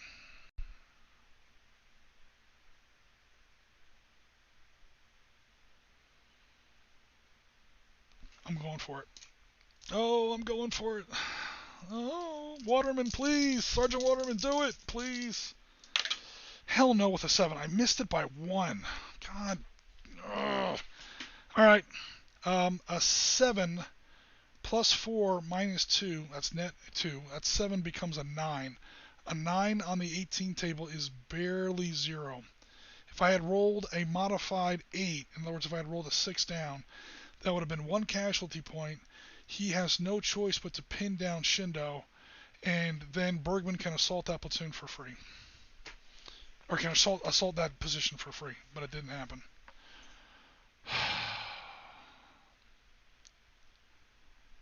Alright.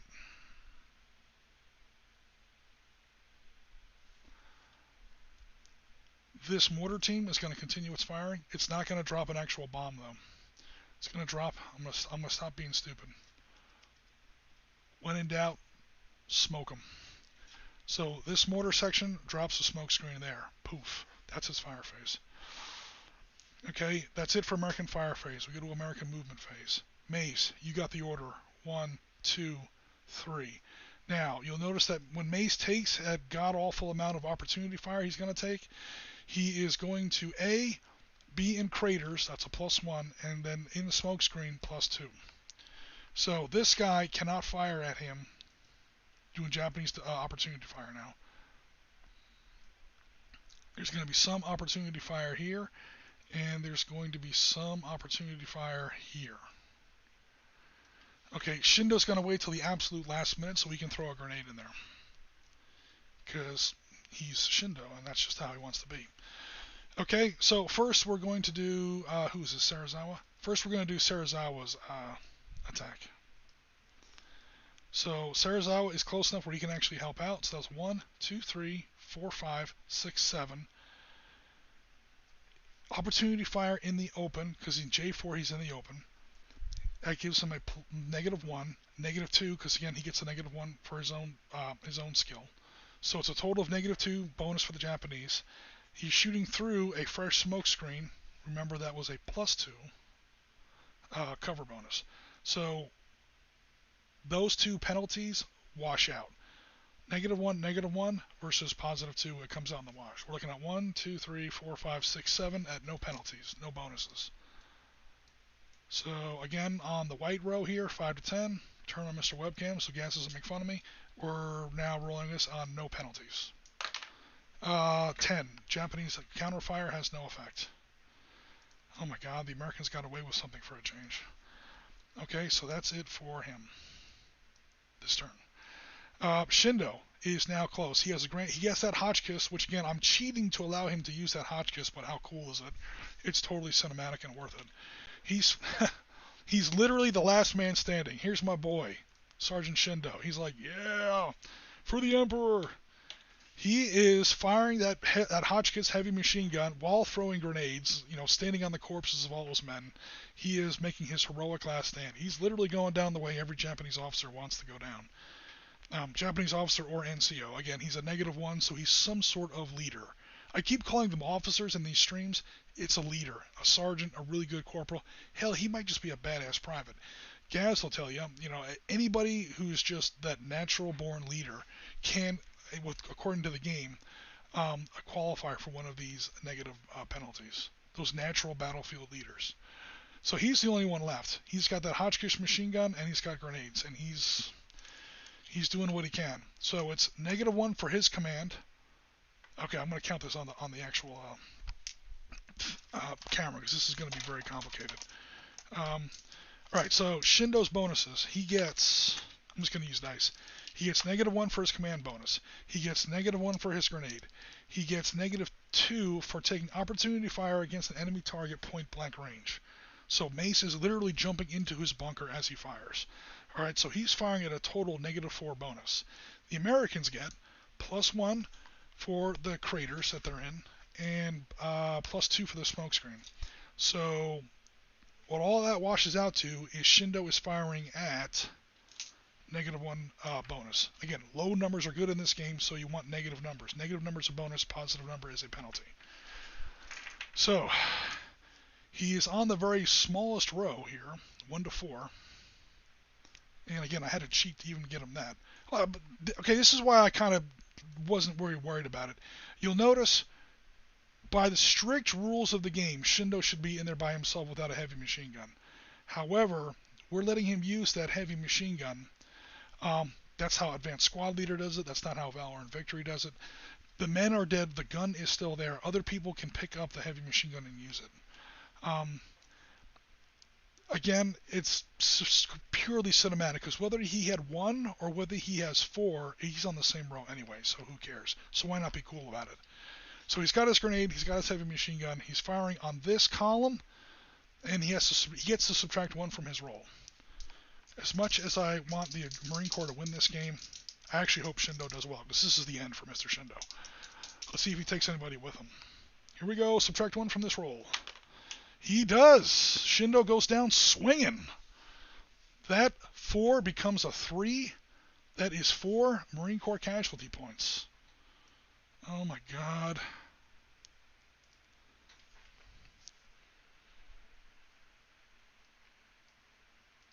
Honestly, that's going to be another half squad. I shouldn't laugh. The Marines are getting freaking butchered in this game. Then again, it is Iwo Jima. I did spend, 20 minutes before the stream talking about how this was one of the bloodiest battles in the history of the Corps. That the game was a walkover. It would not look good.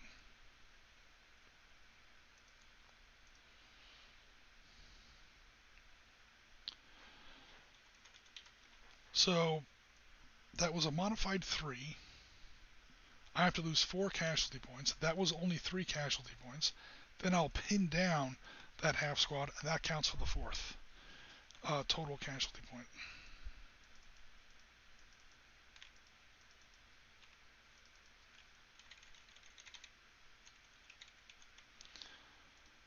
Alright, and then the assault will go in. And I'll have to pay more casualties for the assault. Shindo is going down, taking literally about 10 people with him. God bless. Okay. Other American movement.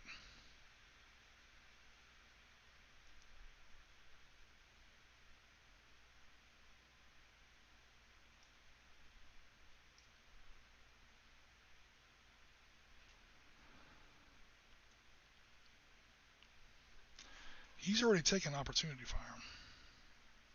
So he can't shoot again. You know what? Before you guys get bored with the stream, 1, 2, 3, 1, 2, 3, 4, 5. He'll stop there before he gets into opportunity fire range of this clown over here. And he's blocked by that terrain there in F8.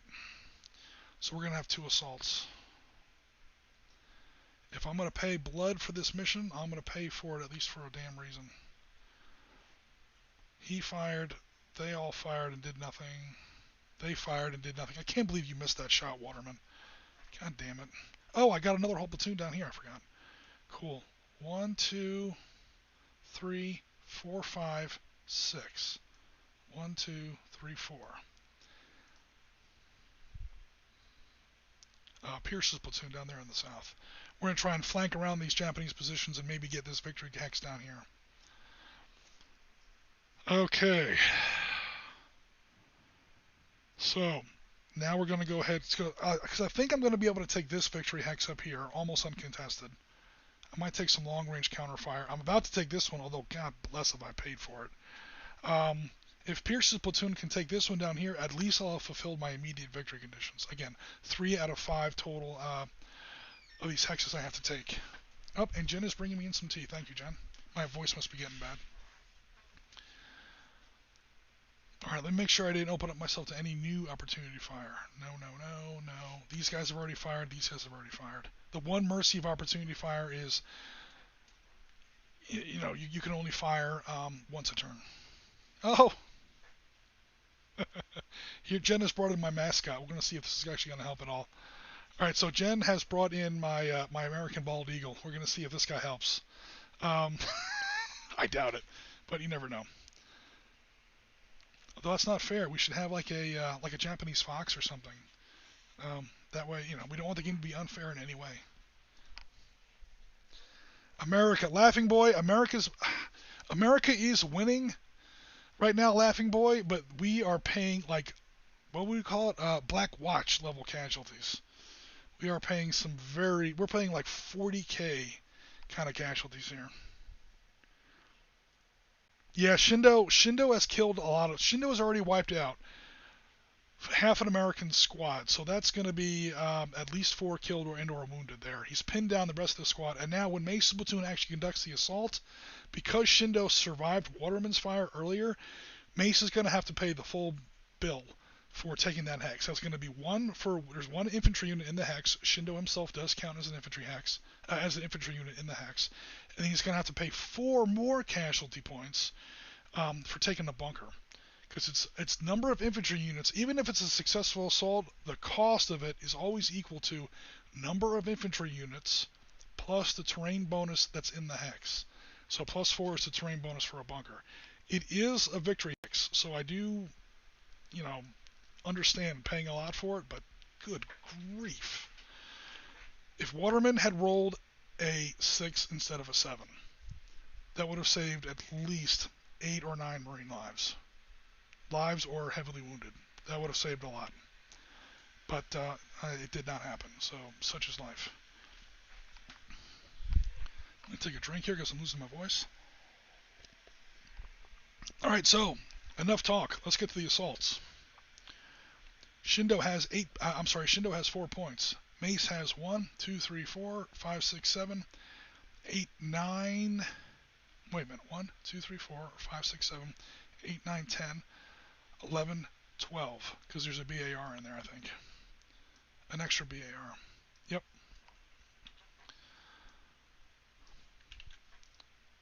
So 1, 2, 3, 4, 5, 6, 7, 8, 9, 10, 11, 12 versus, I'm already at 3 to 1. Subtract 1, subtract 1. He's going to throw in another grenade. Shindo is not, Shindo's going for it, man. Shindo is, I will sell my life dearly unto thee. I don't give a damn.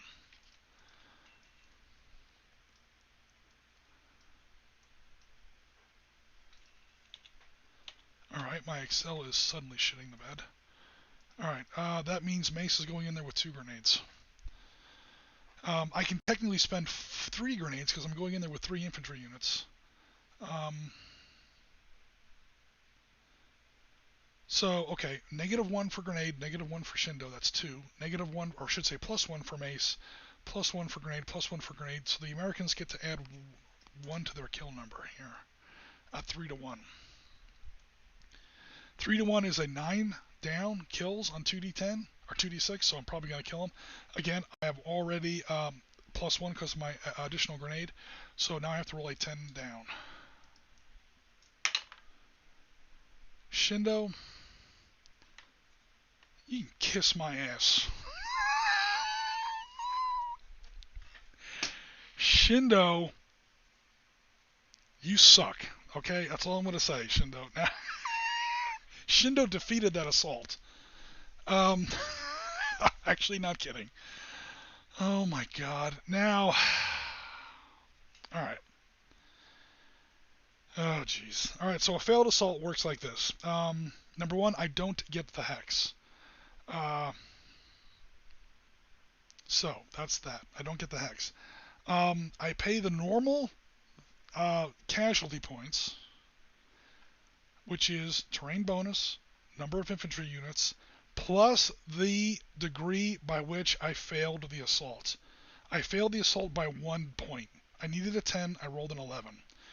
So it's 1 for Shindo, 4 for the bunker, and 1 for missing the roll by 1. That's a total of 6 victory points. I cannot kill the pinned down guy because the pinned down guy did not take part in the assault. Shindo wiped out this whole freaking squad. Both of those half squads, they were both 3 points each. Shindo, I hate you. Now, unfortunately for Mr. Shindo, now by our own, again, for Valor and Victory purists out there who might be watching this later on YouTube, we do allow surviving infantry units to kind of hold on to weapons that should automatically be eliminated, or that would normally be eliminated. In other words, we're playing by advanced squad leader rules, not so much by Valor and Victory rules. However, Mace can only carry one of those weapons, so that bazooka is gone, and I'm going to let him hold on to the BAR. I can't give it to this guy because he's pinned.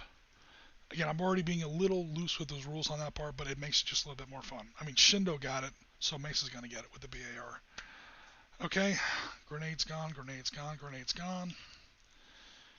Oh my god, Mace, you suck.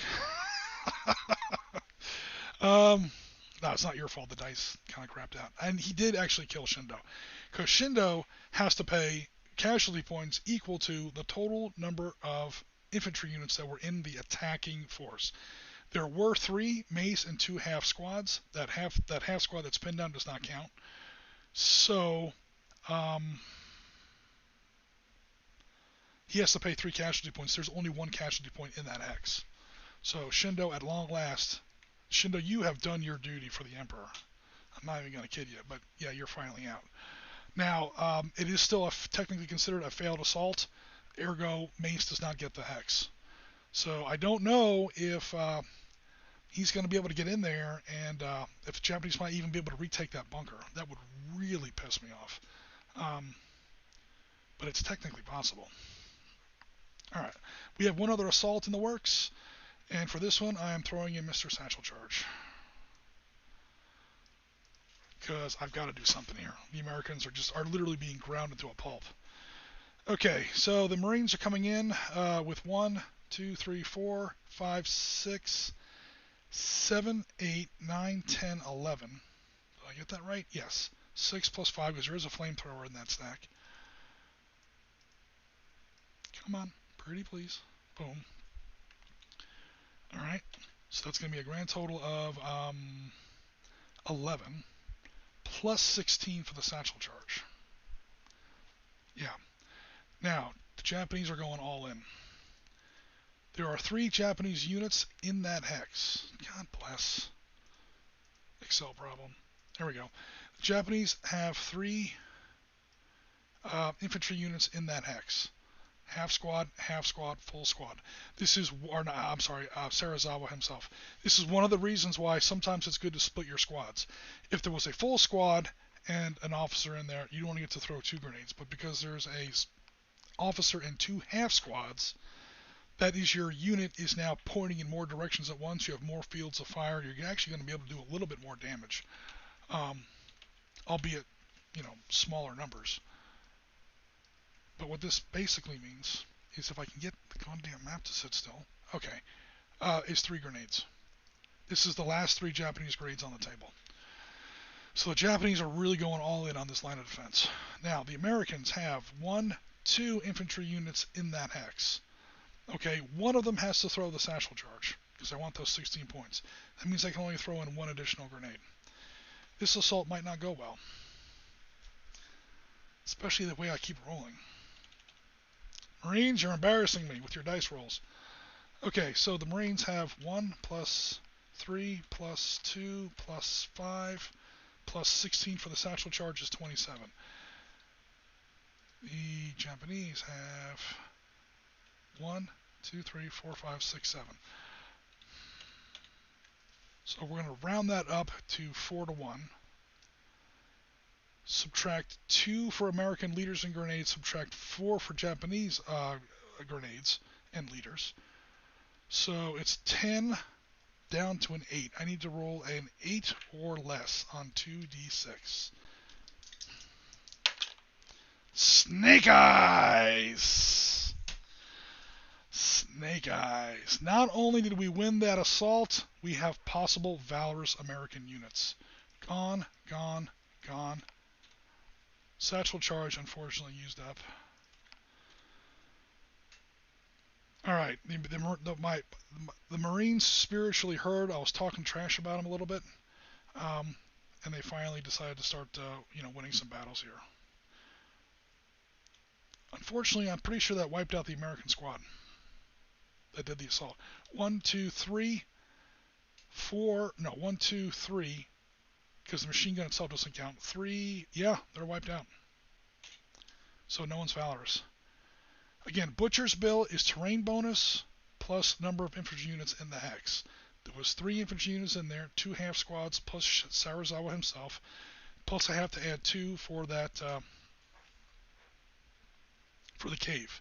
So as he runs in that cave, I technically do own the cave for a split second. But then it is, yeah, there's only 3 casualty points there, and that's 4. So I kill him off and pin him down. That's only 4. Now it's literally all of them gone. Bergman's platoon is wiped out. But did eliminate that position.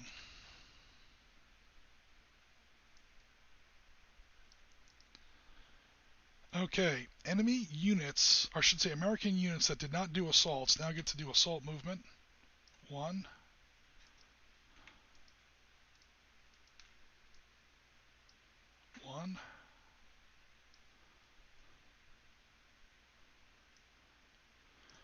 I think this is going to be up to Pierce to win this battle.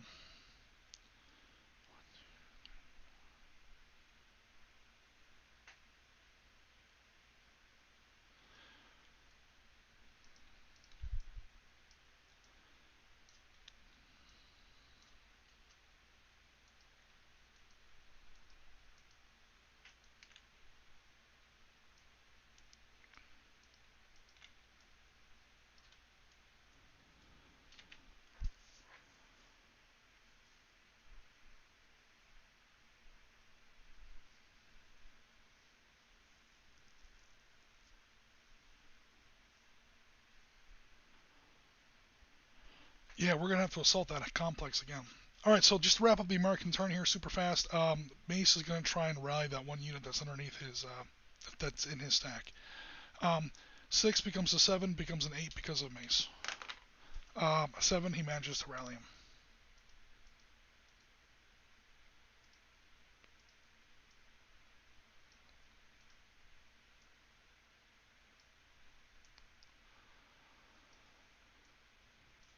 And no, Mace cannot use assault movement to take that, or advance on assault phase to take that, because again, in his advance on assault phase, he did the assault and he actually failed.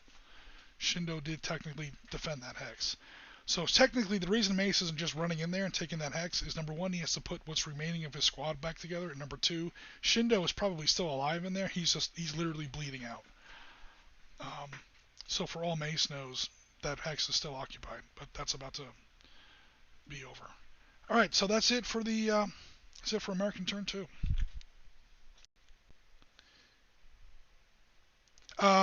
Yeah, sniper is boxcars, Rasmus, if on an enemy attack. Now, what was especially disappointing about those snake eyes? Number 1, I was happy to win the battle, although it literally cost me everything I had. Because I didn't have, that was a rushed assault. That was a bad move on my part. That assault was just way too weak. I thought I was going to carry both those assaults, and I didn't. These Japanese are fighting way harder than I thought. I mean, I knew they were going to fight hard. They're Japanese in the Pacific, but they're fighting harder even than I thought. Also, the Marines are just rolling pretty poorly. Those Snake Eyes would have, if any of those Marines had survived, Snake Eyes would have made them valorous. Actually, give me a split second here. If we go really, really, really by the rules, I doubt this is going to make a difference, but let me just check something, guys.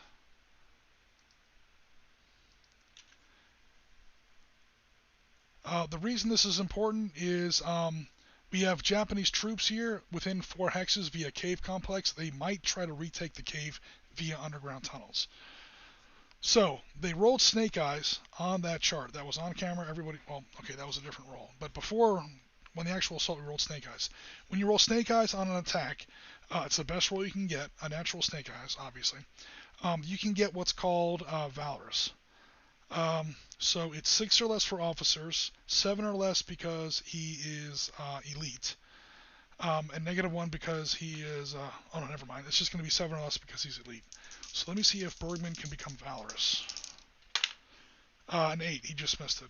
Okay, meanwhile, the Americans underneath him have 3 casualty points. So I have to roll 3 or less on 2d6. I know that sounds absurd. Make that 4 because he's elite. Make that 5 because of Bergman's leadership bonus. 5 or less on 2d6.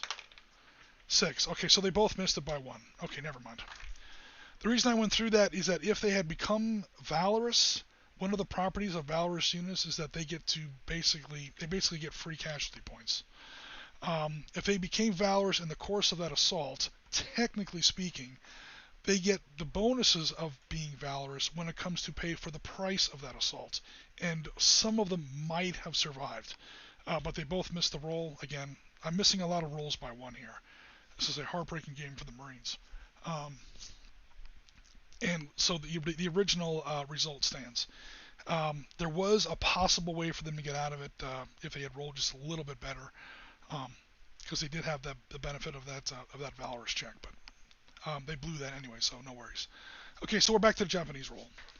All right, Japanese have nothing to rally. Japanese have no support weapons. Japanese don't want to split or combine any squads. They don't have very much left. Foomp, we're done with command phase. Go to fire phase. I don't think they have any lines of fire. They can't see this guy yet. Their cave is like literally tucked into the back of this. Oh, also caves have a line of... That's what I should have been doing. Never mind, I've already screwed up. Caves and bunkers have a... Oh my god. You know what? I'm not going to ruin it. Shindo's defense was illegal. But I'm going to let it stand because it was epic and awesome and cool. Caves and bunkers have a firing arc. Notice the way that they're setting. Okay, so they can only fire through these 2 hexes, and Mace did the right thing by attacking the Japanese bunker from behind. Damn it. Don't worry about it. I've already kind of screwed up this game. Been too long since I played Valor and Victory. Don't worry about it, Rasmus. Apparently it's been too long since I've played it too, because I'm making some pretty heavy rules mistakes here. Although in my defense, I've never played with caves before, and it's been a long time since I've played with bunkers. So yeah, I'm making a few small mistakes with caves and bunkers. That makes sense. Now I know why the Marines are getting the crap kicked out of them, because I'm giving the Japanese way too many arcs of fire with these caves and bunkers. So yeah, even when Mace used the correct tactics, he used smokescreen, he used craters, and then he attacked the bunker from behind in a blind spot, and that Japanese bunker gave him full. Now Shindo's defense from the assault still counts, but Shindo's opportunity fire, it wouldn't have made that much of a difference. Shindo's awesome moment came when Mace actually kicked the door down and went into the bunker. So arc of fire doesn't affect that. I'm talking about opportunity fire, which wasn't that effective. I think it pinned down this 1/2 squad. Alright, never mind. I haven't screwed this game up as bad as I thought. Okay, cool. So anyway, sorry. Back to Japanese fire phase. Nothing here. He has no line of fire. Can't see him. Can see him. Can't reach him. 1, 2, 3, 4, 5, 6. He might be able to reach him with that mortar. That Type 89 mortar. 1, 2, 3, 4, 5. He can. Alright, so the Japanese mortar is going to go ahead and fire. That is a 5. That's all he can do. However, he does get the benefit of -2 for Captain Oshima's leadership bonus. So that's going to be 5 minus 2. However, Mace is in craters, and he still has that. You probably can't see it anymore. He still has that smoke screen in there. That is going to start dissipating soon, but for now it's still there. So it's going to be a 5, add 1 is the net. The Japanese, man, holy crap, Gaz! Whatever prayers you're saying for the Japanese players, stop. You're wrecking my freaking game here. Oh my god. So you have to add 1 to that roll, but that's still 4, which is an awesome roll. These Japanese are not playing around, man. 4, that's 4 more casualty points. That's everybody in that hex.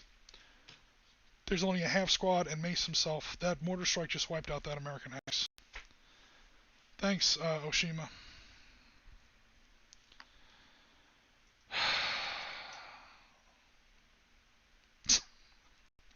I can't win. Literally, I can't win. I'm going to start crying.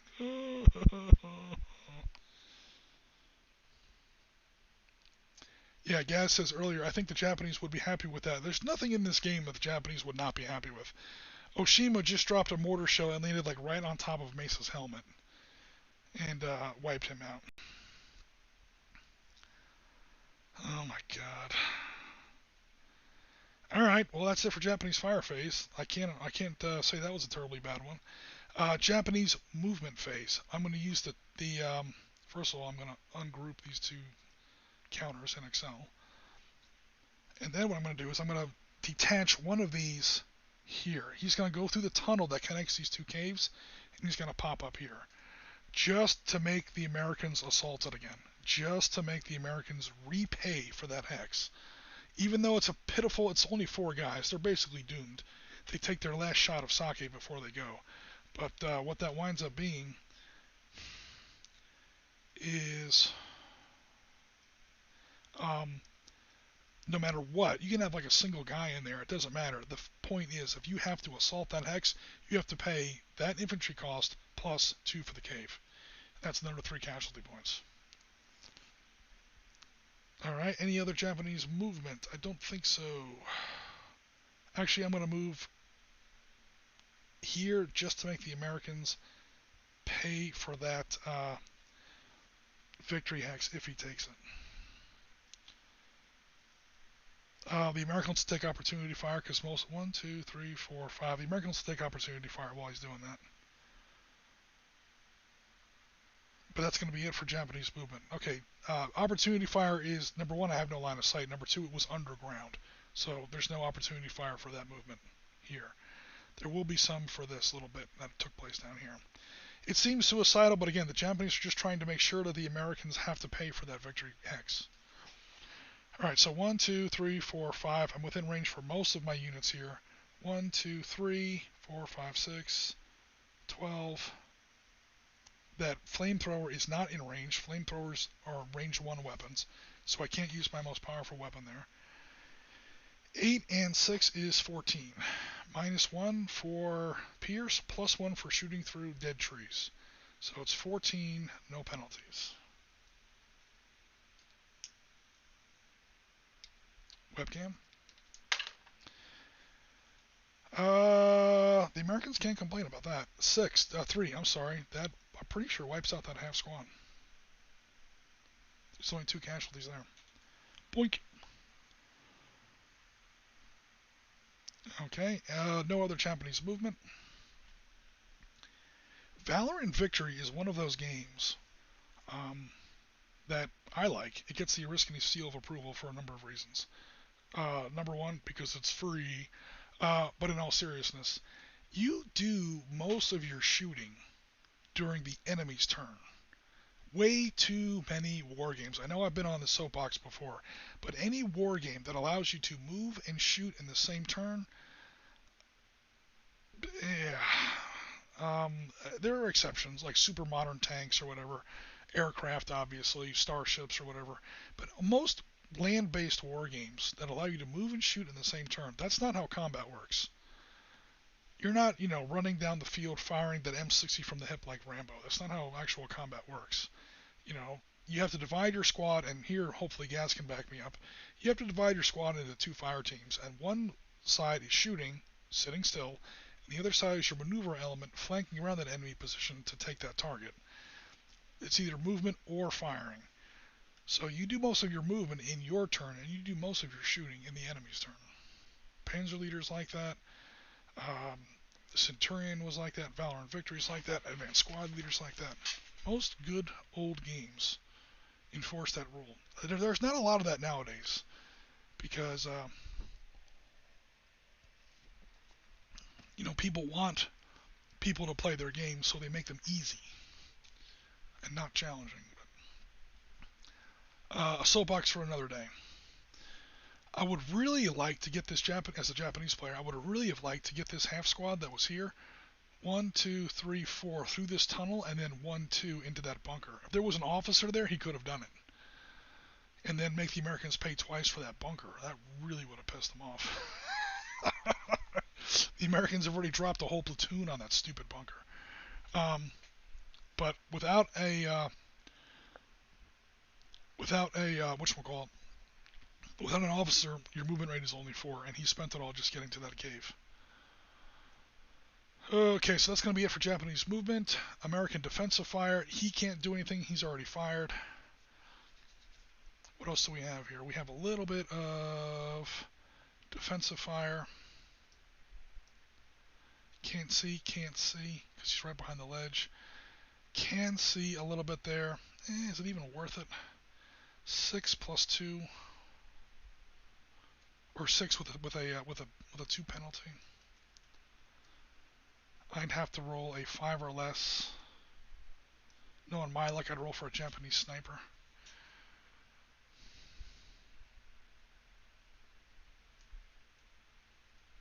No, you know what he will do?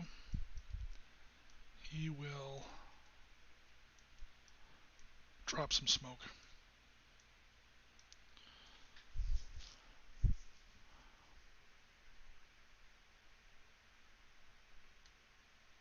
Yeah, he's going to drop some smoke in there. Or would smoke be better up there? 1, 2, 3, 4. Yeah, no, you know what he's going to do? He's going to smoke this bastard. I'm tired of your mortars, dude. Alright, cool. That'll be it for American defensive fire. Japanese advance and assault phase. There is none. Well,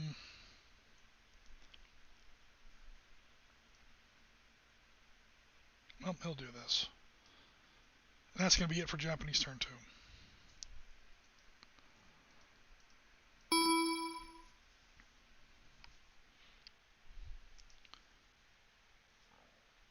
Yep, half fire, half bound. Fire and maneuver. Fire and maneuver. Name of the game. Yeah, Laughing Boy says, yikes. Yeah. This is, been too long since I played Valor and Victory. Oh no. Yeah, this is turning into a bloodbath, which is, I mean, the intent of the game. We're supposed to be, commemorating Iwo Jima here. This was not an easy or a neat battle. But at the same time, these Japanese are ruling really well. And the Japanese are rolling really well, and the Americans are really getting the crap kicked out of them. Okay, so over to the American command phase. I have 1 light barrage left. 1 light barrage left.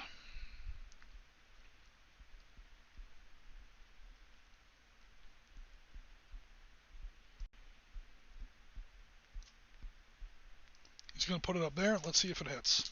Mr. Webcam. 2. It hits on target. Cool. So that's going to be a light barrage with a +2 penalty. -2 because Waterman's calling it in. So we're looking at a grand total of a net splash. And I rolled terrible with an 11. Damn near got a sniper check on that. That is no effect. There's my last artillery. Did absolutely fuck all. But that's alright. Okay, we now go to American splitting up, dividing, anything like that. Actually, no, I'm fine.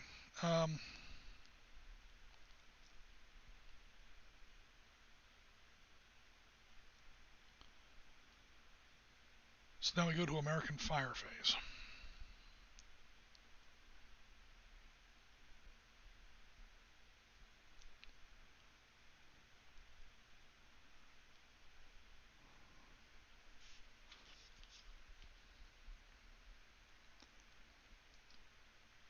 Do I want to do any fire?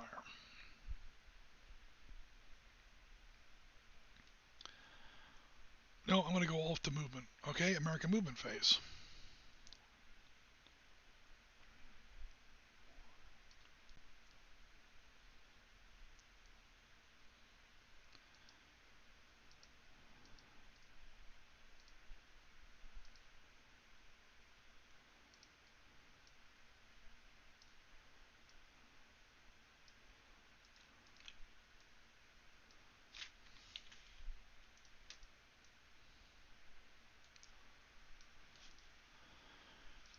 Alright, all my stacks are still legal. Again, I'm probably unwisely dividing up my assaults again.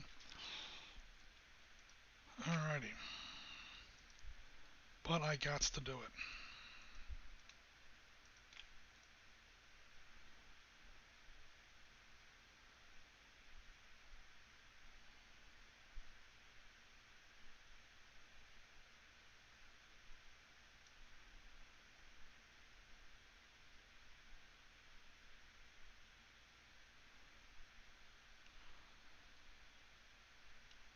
1, 2, 3, 4, 5, because I'm going to have to pay for going up the slope.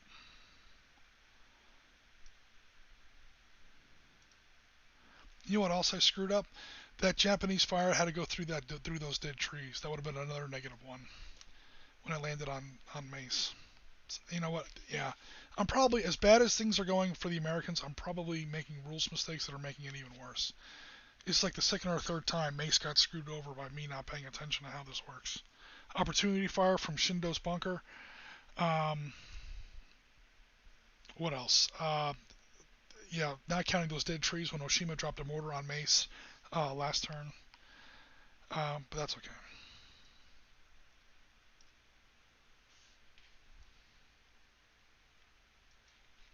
This guy did not fire, so I'm going to go ahead and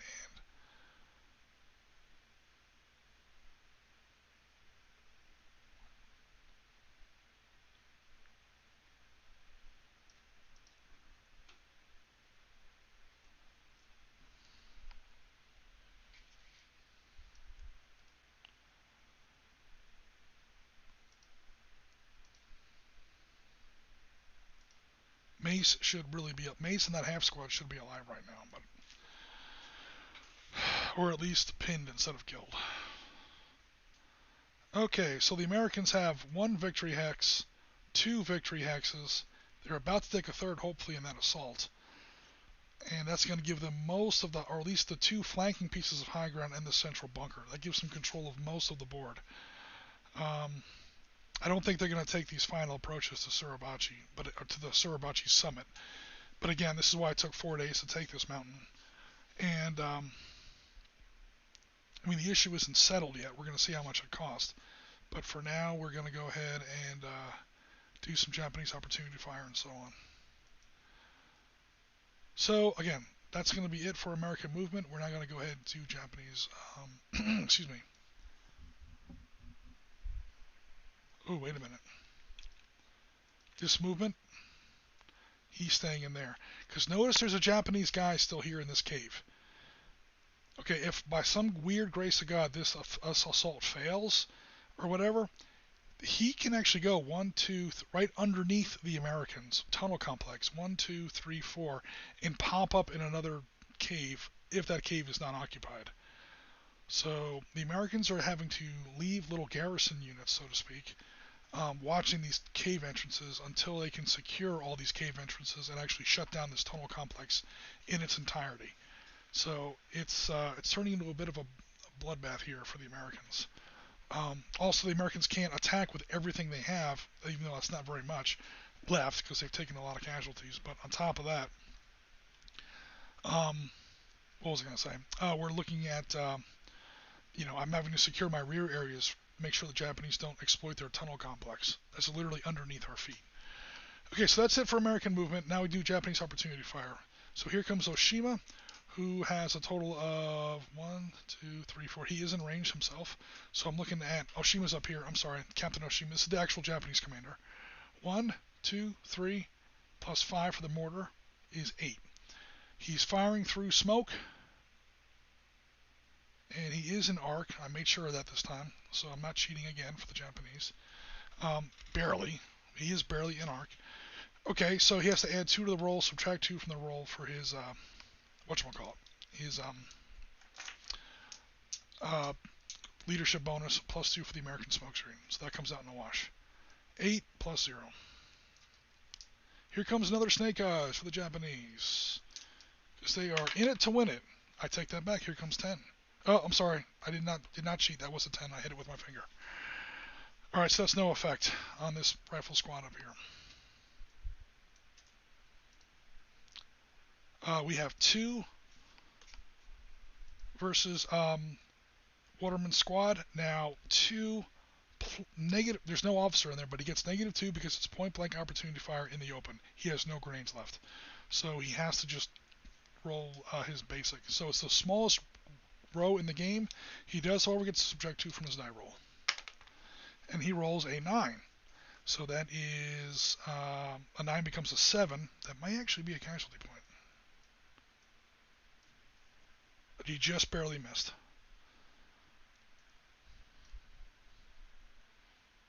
Now, Here, I'm not going to screw up again. This is the mistake I made before with Mesa's team. Okay, that cave has a fire arc. It can only fire through these two hexes. So his fire arc can be described as... Alright, starting at that line, going up to that line. Anything in this arc that goes through those two hexes. This is where Mace kind of got screwed over a couple turns ago. Again, it's my fault because I wasn't paying attention to the rules. But Pierce's platoon, or the leftovers of Pierce's platoon, is actually attacking the cave from its blind side. They're coming up behind the cave around its flank, and they're going to try and chuck grenades. Like you see in the movies where the guys run up behind the bunker, they go belly down right next to the bunker or the cave's face, and they kind of like side hook a grenade into that bunker or cave. So in game terms, this means that right now there's going to be no opportunity fire here. There will be some opportunity fire here, however. Again, 2 points, subtract 2 for point blank opportunity fire. However, add 1 because I do have dead trees for partial cover. So we are 2 net subtracting 1 from the die roll. Come on, Sitrep dice box. And this time the Japanese do a little bit better. So 5, that is read as a 4.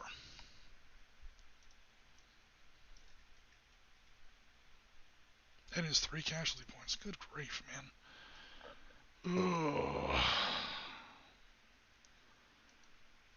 Surprise, surprise. There goes another half squad. But I need that victory hex. That's the wrong thing, dude. That hex isn't on fire yet. I'm sure it's going to happen eventually. Or I should say sooner rather than later. Ugh. Casualties, casualties, casualties. It's turning into a freaking bloodbath. Okay, and that's it for Japanese defensive fire and opportunity fire. Because nothing else is in range. Checking. They've already fired, they're gone. They have no line of sight. Can they take opportunity fire against Waterman's company command section? I don't think so. No, they're blocked by F8. Okay, cool. I'm just checking to make sure the Japanese aren't getting gypped on any opportunity fire.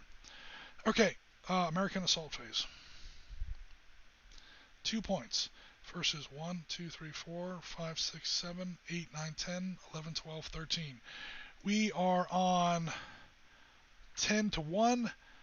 Subtract 2 for Waterman's -2 command bonus. I literally have to roll a 12 or less without using any grenades.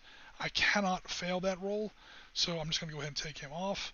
And the Americans have to pay the bill. That is 1 plus 2 for the cave equals 3. 1, 2, 3 pinned units. And then Waterman's going to rally them, I hope. Come on, man. In the after action phase. That's the way you're supposed to do an assault. Overwhelming force, good leadership, with a lot of units so you can pin people down instead of actually losing casualties. So I may have retaken that cave complex there without taking any losses at all. Now the crucial point comes, can Waterman actually rally those guys? He's a really good leader and a -2 bonus, and he's rallying elite Marines. So the odds are definitely yes. But we'll see how that goes. Nothing here, nothing here. We have 2 assaults down here. These assaults aren't so great. But that's why I saved my my grenades for this stuff. Okay, so we have Pierce down here in the far southwest. 1, 2, 3, 4, 5, 6, 7 with a BAR makes 8 versus 2. That's going to be 3 to 1 because you always round down. Subtract 1 for Pierce gives me a total of -1. So 3 to 1 with a +1 bonus. I have to roll a 10 or less. Oh, sorry. There it is. 9. So he made it, but barely. Okay, that's him taken out. All right, the Americans are gaining a little bit of momentum here. 1 infantry unit in the hex. No bunker, no terrain bonus, no nothing. So I have to literally pay 1 casualty point. I will pin down 1 unit. I'm starting to feel like this is the way I should have been playing the whole time. Instead of splitting my assaults in too many different directions. This is how it's supposed to work. At least if you're the attacking player. The Japanese have been giving a masterclass in this game. This is how you defend with fortifications. You are bleeding the Americans beyond dry. They are white as death. I shouldn't laugh, but yeah, they're all the Marine Corps, the Navy corpsmen in this sector have their work cut out for them. Excuse me while I take a drink there. All right, now we have one pretty nasty assault down here. I'm going to go ahead and throw in 1, 2, 3, 4, 5, 6, 7, 8. Oh, we have a flamethrower in here. 1, 2, 3, 4, 5, 6, 7, 8, 9, 10, 11, 12, 17 to 2. The chart stops at 4 to 1. We're really at like 8 to 1 odds here. But it's still 10 or less. The way I've been rolling, I'm going to throw in 1 grenade. Just now I have to roll a 12 to fail this. I shouldn't have said it that way. No, but I roll an 8. So they're also destroyed. That grenade counter is used up. I have that hex now. That cost me 3 casualty points. I'm going to go ahead and pin everybody and hope I get lucky. Because I'm tired of taking casualties, man. These Marines have paid way too high a price for this slope. Plus, they can't get assaulted, so they're just going to go ahead and take the pins. So again, you can pin a unit for 1 casualty point, or you can eliminate the actual casualty rating on the counter. Either way, you have to account for the total required casualty points. In a better handled assault like these guys are doing here, where I actually use the rules correctly and so on, the Americans are able to, with larger numbers of units, to soak up the required casualty cost of assaulting certain hexes by executing pins against their units rather than having to wipe out some of their units. So I pretty much took all 3 of those hexes without losing very much at all. In fact, so far I haven't lost a man. Now let's see if I can rally some of these guys. Okay, so first Pierce down there in the south.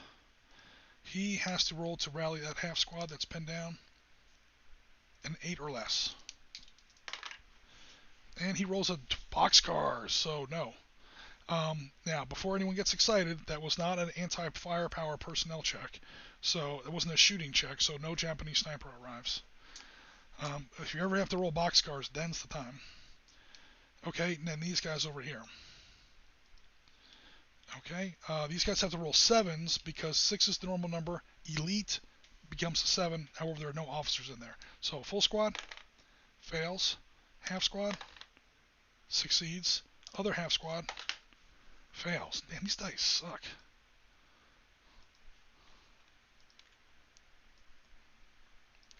That's okay. They're not going to get assaulted.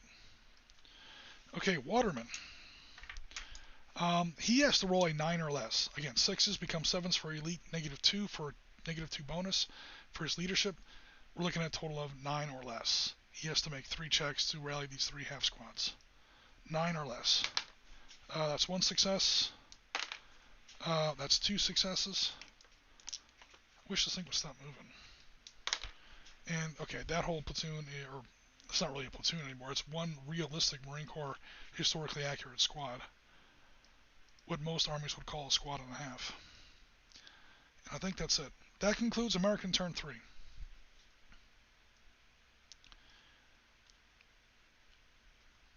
The Americans still have 2 grenades left. So, we've been streaming now for 2.5 hours. The Americans now have the 3 required victory points. The only way the Japanese can still win is if they bonsai charge and retake one of these hexes. So just to finish out turn 3, you cannot use a mortar in a close assault. Yeah, they don't even have the right. They don't even have the right units. So I don't think the Japanese can come back and. Oh, sorry. One last thing I should do. This number 1 reduces to 0, and this number 2 reduces to 1 for smoke screens. Um, it would be if they abandoned that mortar and it was just this squad and that commander. They ran in a desperate attempt, and they would just get the hell shot out of them. Um, so what we would also do is also figure, okay, so the Japanese have lost by casualty. Well, I'm sorry, by objective hexes. Really, what I would do if I was designing this as an official scenario is I would say, okay, the Americans have to take at least 3 hexes to even be eligible to win, and then you would do like a 2-to-1 victory point modifier for casualties. So basically, the Americans would get 1 victory point for every Japanese unit destroyed, and the Japanese would get 2 victory points for every American unit destroyed. Um, in which case, the Japanese could lose all the objective hexes, lose all the terrain, and lose at least most of their men, but still win by just inflicting enough American casualties. And again, that sounds brutal, but welcome to the Pacific, dude. I mean, ironically named Pacific Ocean. And especially welcome to Iwo Jima, because that is when things get rough. You can use a mortar, you can hit them over the head with it. Well, they don't have rules for using mortars as a melee weapon. I guess it would be possible. But come on, these Japanese have katanas, man. They're gonna throw down a katana for a mortar. I would rather, if I had to get into a melee fight, I'd rather have a katana than a piece of pipe.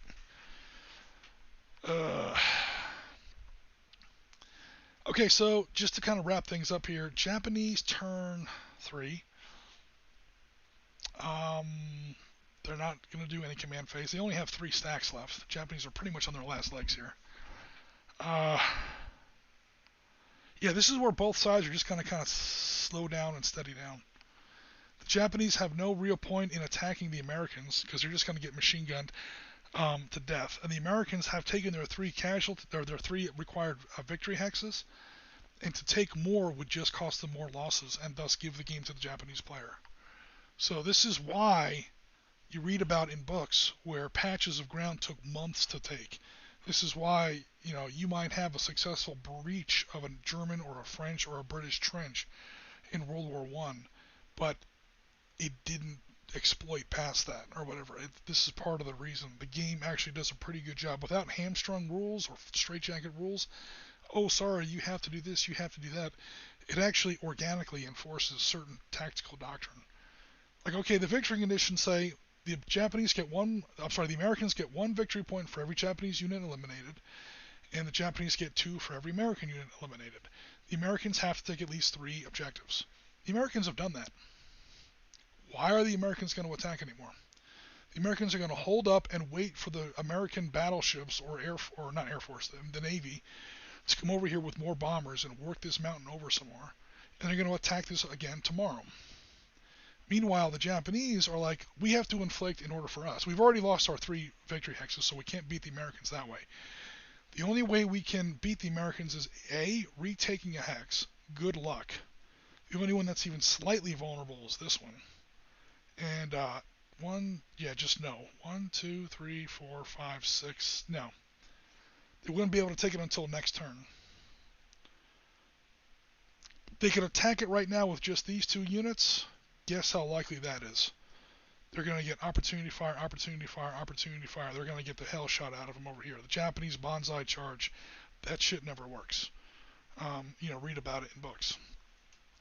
They could technically say, okay, we'll reinforce with this and attack with all this 2 turns from now. That would be on turn 5, which is legal. The game lasts 6 turns. That has a little bit better chance, but now the Americans have a whole turn left with which they can reinforce that hex. Meanwhile, this objective hex is now wide open, and I have a free bunker. If I run somebody up here, which I would be able to do, because guess what? As I'm doing this, he can't see me, he can't see me. And Waterman winds up taking this. So,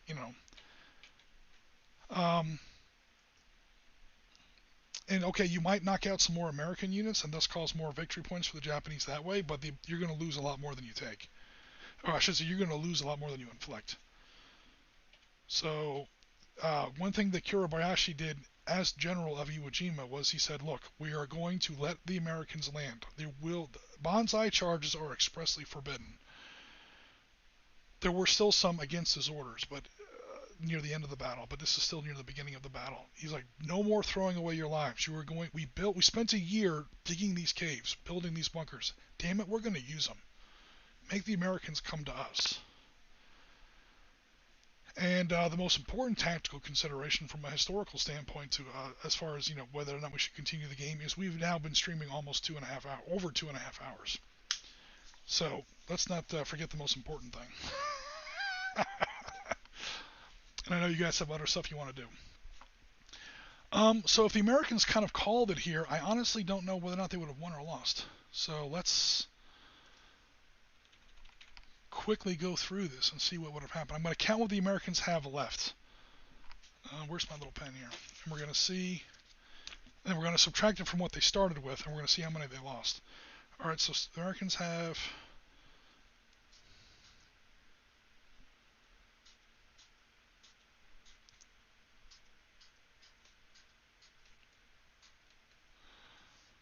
all right, count these guys. 1, 2, 3, 4, 5, 6, 7, 8, 9, 10, 11, 12, 13, 14, 15 either squads or half squads, and they have lost one officer, I do believe. They lost Bergman and Mace. So that is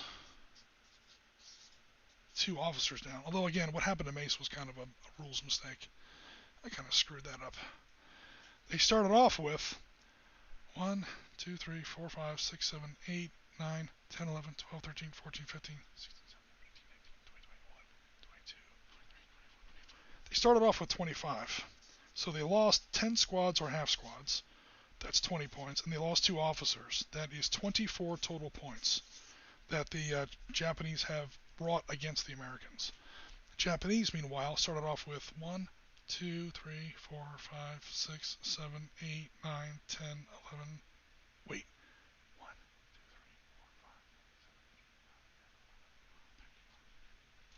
They started off with 16 squads or half squads and 5 officers. And they have left 1, 2, 3. That's it. So they lost 13 points worth of squads and 2 officers because they have 3 left. So the score is 24-15. Japanese victory by casualty points. That's if we went for a 2-to-1 roll. I honestly haven't designed this as a full scenario. I don't know what it would be. That might be unfair to the Americans. And we've also kind of made a couple rules mistakes that kind of screwed over the Americans in a couple places. But I'm pretty sure, just by the feel of this game, that the Americans have paid way too much for what they were able to take. The Americans did win on objectives. We do have 3 out of 5 objective hexes. The Japanese only have 2. So the Americans do win by objectives, but they have lost too much by casualties. So if anything, I would call this sort of a draw, where the Americans win by one method, but they lose by the other. And of course, the Japanese vice versa. Depending on exactly what you counted, even if you counted this as like a 2 to 3 point, kind of a thing, where it was like, okay, the Americans, even if you go by 2 to 3, or by 2/3, in other words, 3 points for every American unit destroyed and 2 points for every Japanese unit destroyed, you still end up with a Japanese victory. That would be 30-36. So, I would go by that. It shouldn't quite be 2-to-1. The American losses in Iwo Jima were not 2-to-1 compared to Japanese losses by any stretch of the imagination. Nevertheless, that does seem like a little bit of a better roll. But even by those standards, again, giving 2 points to the Japanese, 2 points to the Americans for every Japanese unit eliminated, and 3 points to the Japanese for every American unit eliminated. The Americans should definitely pay more. The Americans are trying to keep their casualties down. The Japanese have foregone that freaking conclusion. You still wind up with a 36-30 Japanese win, which does feel right. The Americans were rolling terrible in this game. I made a couple rules mistakes against the Americans in this game, and then I made some legit, as a player, bad moves in this game. I split up some of my offensives some of my assaults way too much. So the Marines, by playtesting logic, sort of deserved to lose this game by casualties. They did take 3 out of 5, so they win by that. But yeah, Captain Waterman is definitely not going to be, Colonel Johnson's. That's not me, by the way, Colonel Johnson. Colonel Johnson is the historical commander of 2nd Battalion, 28th Marines. He is definitely not going to be the. He's not going to be his favorite company commander going forward. He lost way too many people taking these bunkers. So, again, yeah, I would call this actually a Japanese win, I'm sorry to say. The Americans have to take at least 3 out of 5. That was a prerequisite. They don't even get to win. They don't even get to be considered as a win unless they take at least 3. The Americans are going to take the objective X's. The Japanese can't stop them. The Americans just have too much firepower, on board and off board. The trick is, can the Americans do it in the time limit, and can the Americans do it with keep the casualties low enough? The Americans are now only on turn 3. The game's only technically half over. So the Americans won in less than half the time required. So if anything, the Americans rushed their attack too much. The Americans were just too aggressive. And they paid, and now they've lost on casualty points. Again, 36 to 30. So, Laughing Boy, Valor and Victory is... okay, so I'm going back to the chat here. You're playing against yourself, that would be gamey. Yeah, no worries. Should those rear elements have been moved up earlier in the game and reinforced needed after all protection rear ones?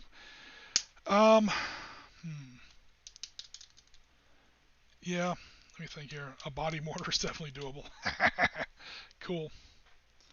There you go. Place it on the lap of the Marine and let him fire. Here you go, dude. Here's a present for you. Go ahead and place this on your knee just like that, and go ahead and fire the mortar. See what happens. Have fun with your broken leg. Don't worry about it. If you are willing to strap a satchel charge to yourself and blow it up, yeah, body mortar would definitely be viable. Okay. Should those rear elements have moved up earlier in the game, I'm answering the chat here. Should those rear elements moved up in the game to reinforce as needed? After all, protecting the rear ones is pointless if 3 at the front. Yeah, that also would have been cool.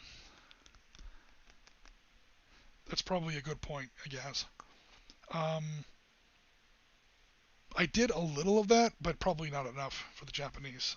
We did move some units from this cave down here to this cave and made Mace's platoon pay a lot more than he should have. Mace's platoon is pretty much wiped out almost to a man. There's only one full squad left. There's like 12, 13 men here. And that full squad and this half squad. For a Marine Corps, that's a full squad.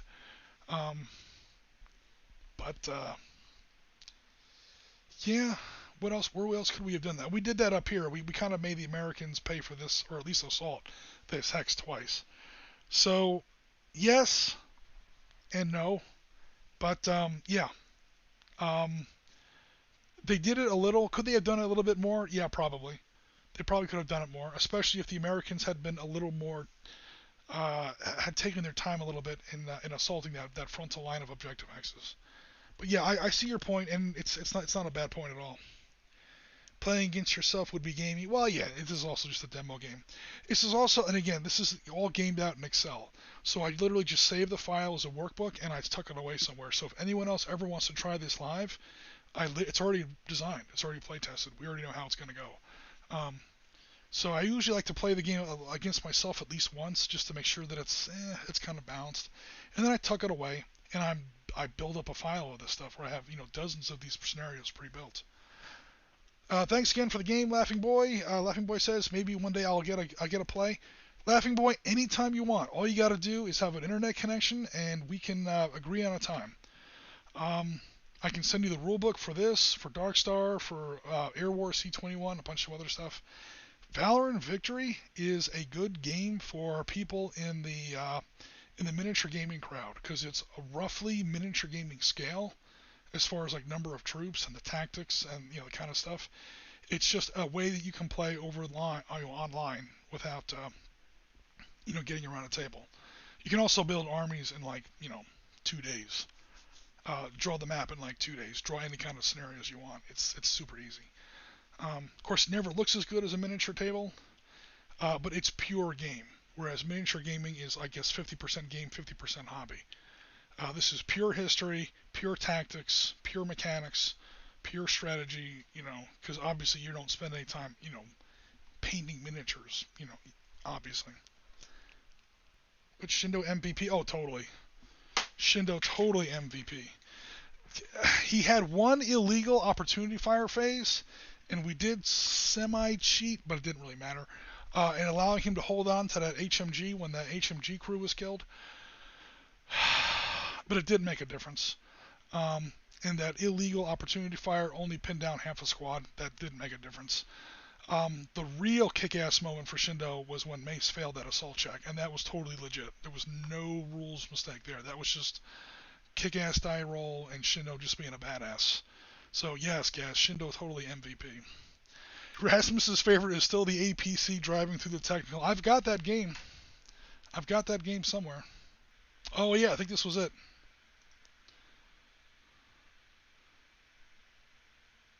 I gotta find the exact turn this took place at. Yeah, I mean, when you game like this in Excel, there's literally like a turn-by-turn record of every game that's ever been played. So yeah, what Rasmus is talking about is an old 1982 Lebanon game, Operation Peace for Galilee.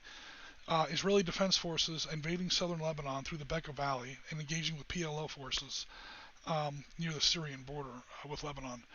And this was the M113 Zelda. It's basically the Israeli version of the M113 APC. Anyone who plays Team Yankee knows what that is.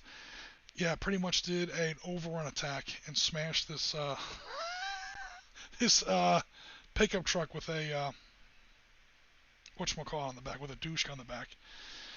And then that caused problems, and I wound up with all kinds of issues. Oh no, I'm sorry, it was this one. He ran over this truck. So this gun Zelda went 1, 2, ran over these two guys, smashed them, then ran over that truck, blew it up. Then they wound up getting knocked out. There's an RPG crew around here somewhere, if memory serves. Oh, this guy right here. This RPG crew puts a rocket in the side of the M113. It blows up. Israeli casualties. I have to send a rescue force for those casualties. It turned into an absolute meat grinder. We were playing this in 1982? Yes, yes. See that, Rasmus? Now he's making fun of both of us. Now he's making fun of both of us, both of our ages. Yes, we were playing this in 1982. Yeah, 1982 Lebanon. That's okay, Gaz. Gaz is going to get his chuckles. Piotr, thanks very much for coming by. We're about wrapping up anyway. Let me get back to the right game here. Or I should say the current game. There we go. Wow, this map suddenly looks so barren. That's what happens when you fight on a volcanic island instead of in a densely packed PLO refugee camp. Okay, guys, so yeah, thanks very much. Thanks very much, guys, for coming out, saying the whole time. Laughing Boy, was good to see you. Always good to have new people in the chat. Because Science Teacher, Piotr, Ralph, yeah, everyone who came by tonight, super appreciate it. Thanks very much. And again, we'll, here on Sitrep Podcast, we always appreciate your support. We'll be back again later on this week. I've got some more Air War C-21 coming out. We're still working on 13 hours to 13 days. Yes, guys, I got it backwards again. We both do that constantly. We have that in common. 13 days to 13 hours. I don't know why that's so hard. Let's go back. Yes, thanks very much for coming out. I'm kind of surprised you're still here. But thanks very much, everyone. Seriously, I appreciate it. It means it's a big deal for us when people come out to our streams and check us out. This is available on replay, of course, on Twitch, on Facebook, and on YouTube. Again, I'm going to have some more stuff coming out on YouTube for Air War C-21 later on this week. Either Gianna or Gaz or both are going to be putting out some more stuff for 13 days to 13 hours. Believe it or not, I am still working on that. I'm getting ready to draw that map. Finally, I've got all my units built, so now I just have to draw the actual map for the transit game. That is by no means forgotten. We are totally going to get to that. It's just, the people who are actually painting miniatures have to kind of catch up with me. Their job is 10 times harder than mine, obviously, because they're doing it on physical miniatures. So they're just going to need a little bit more time. And I'm just kind of keeping the pilot light on with all this hex and counter stuff. So keep an eye on us throughout the rest of the week. Thanks very much for all your support, and we will be back with you guys later on in the week. Thanks very much, everybody, and take care, and I'll see you all very soon. Are you looking to become a Tier 1 operator in the gaming world? Elevate your games with Black Site Studio Terrain.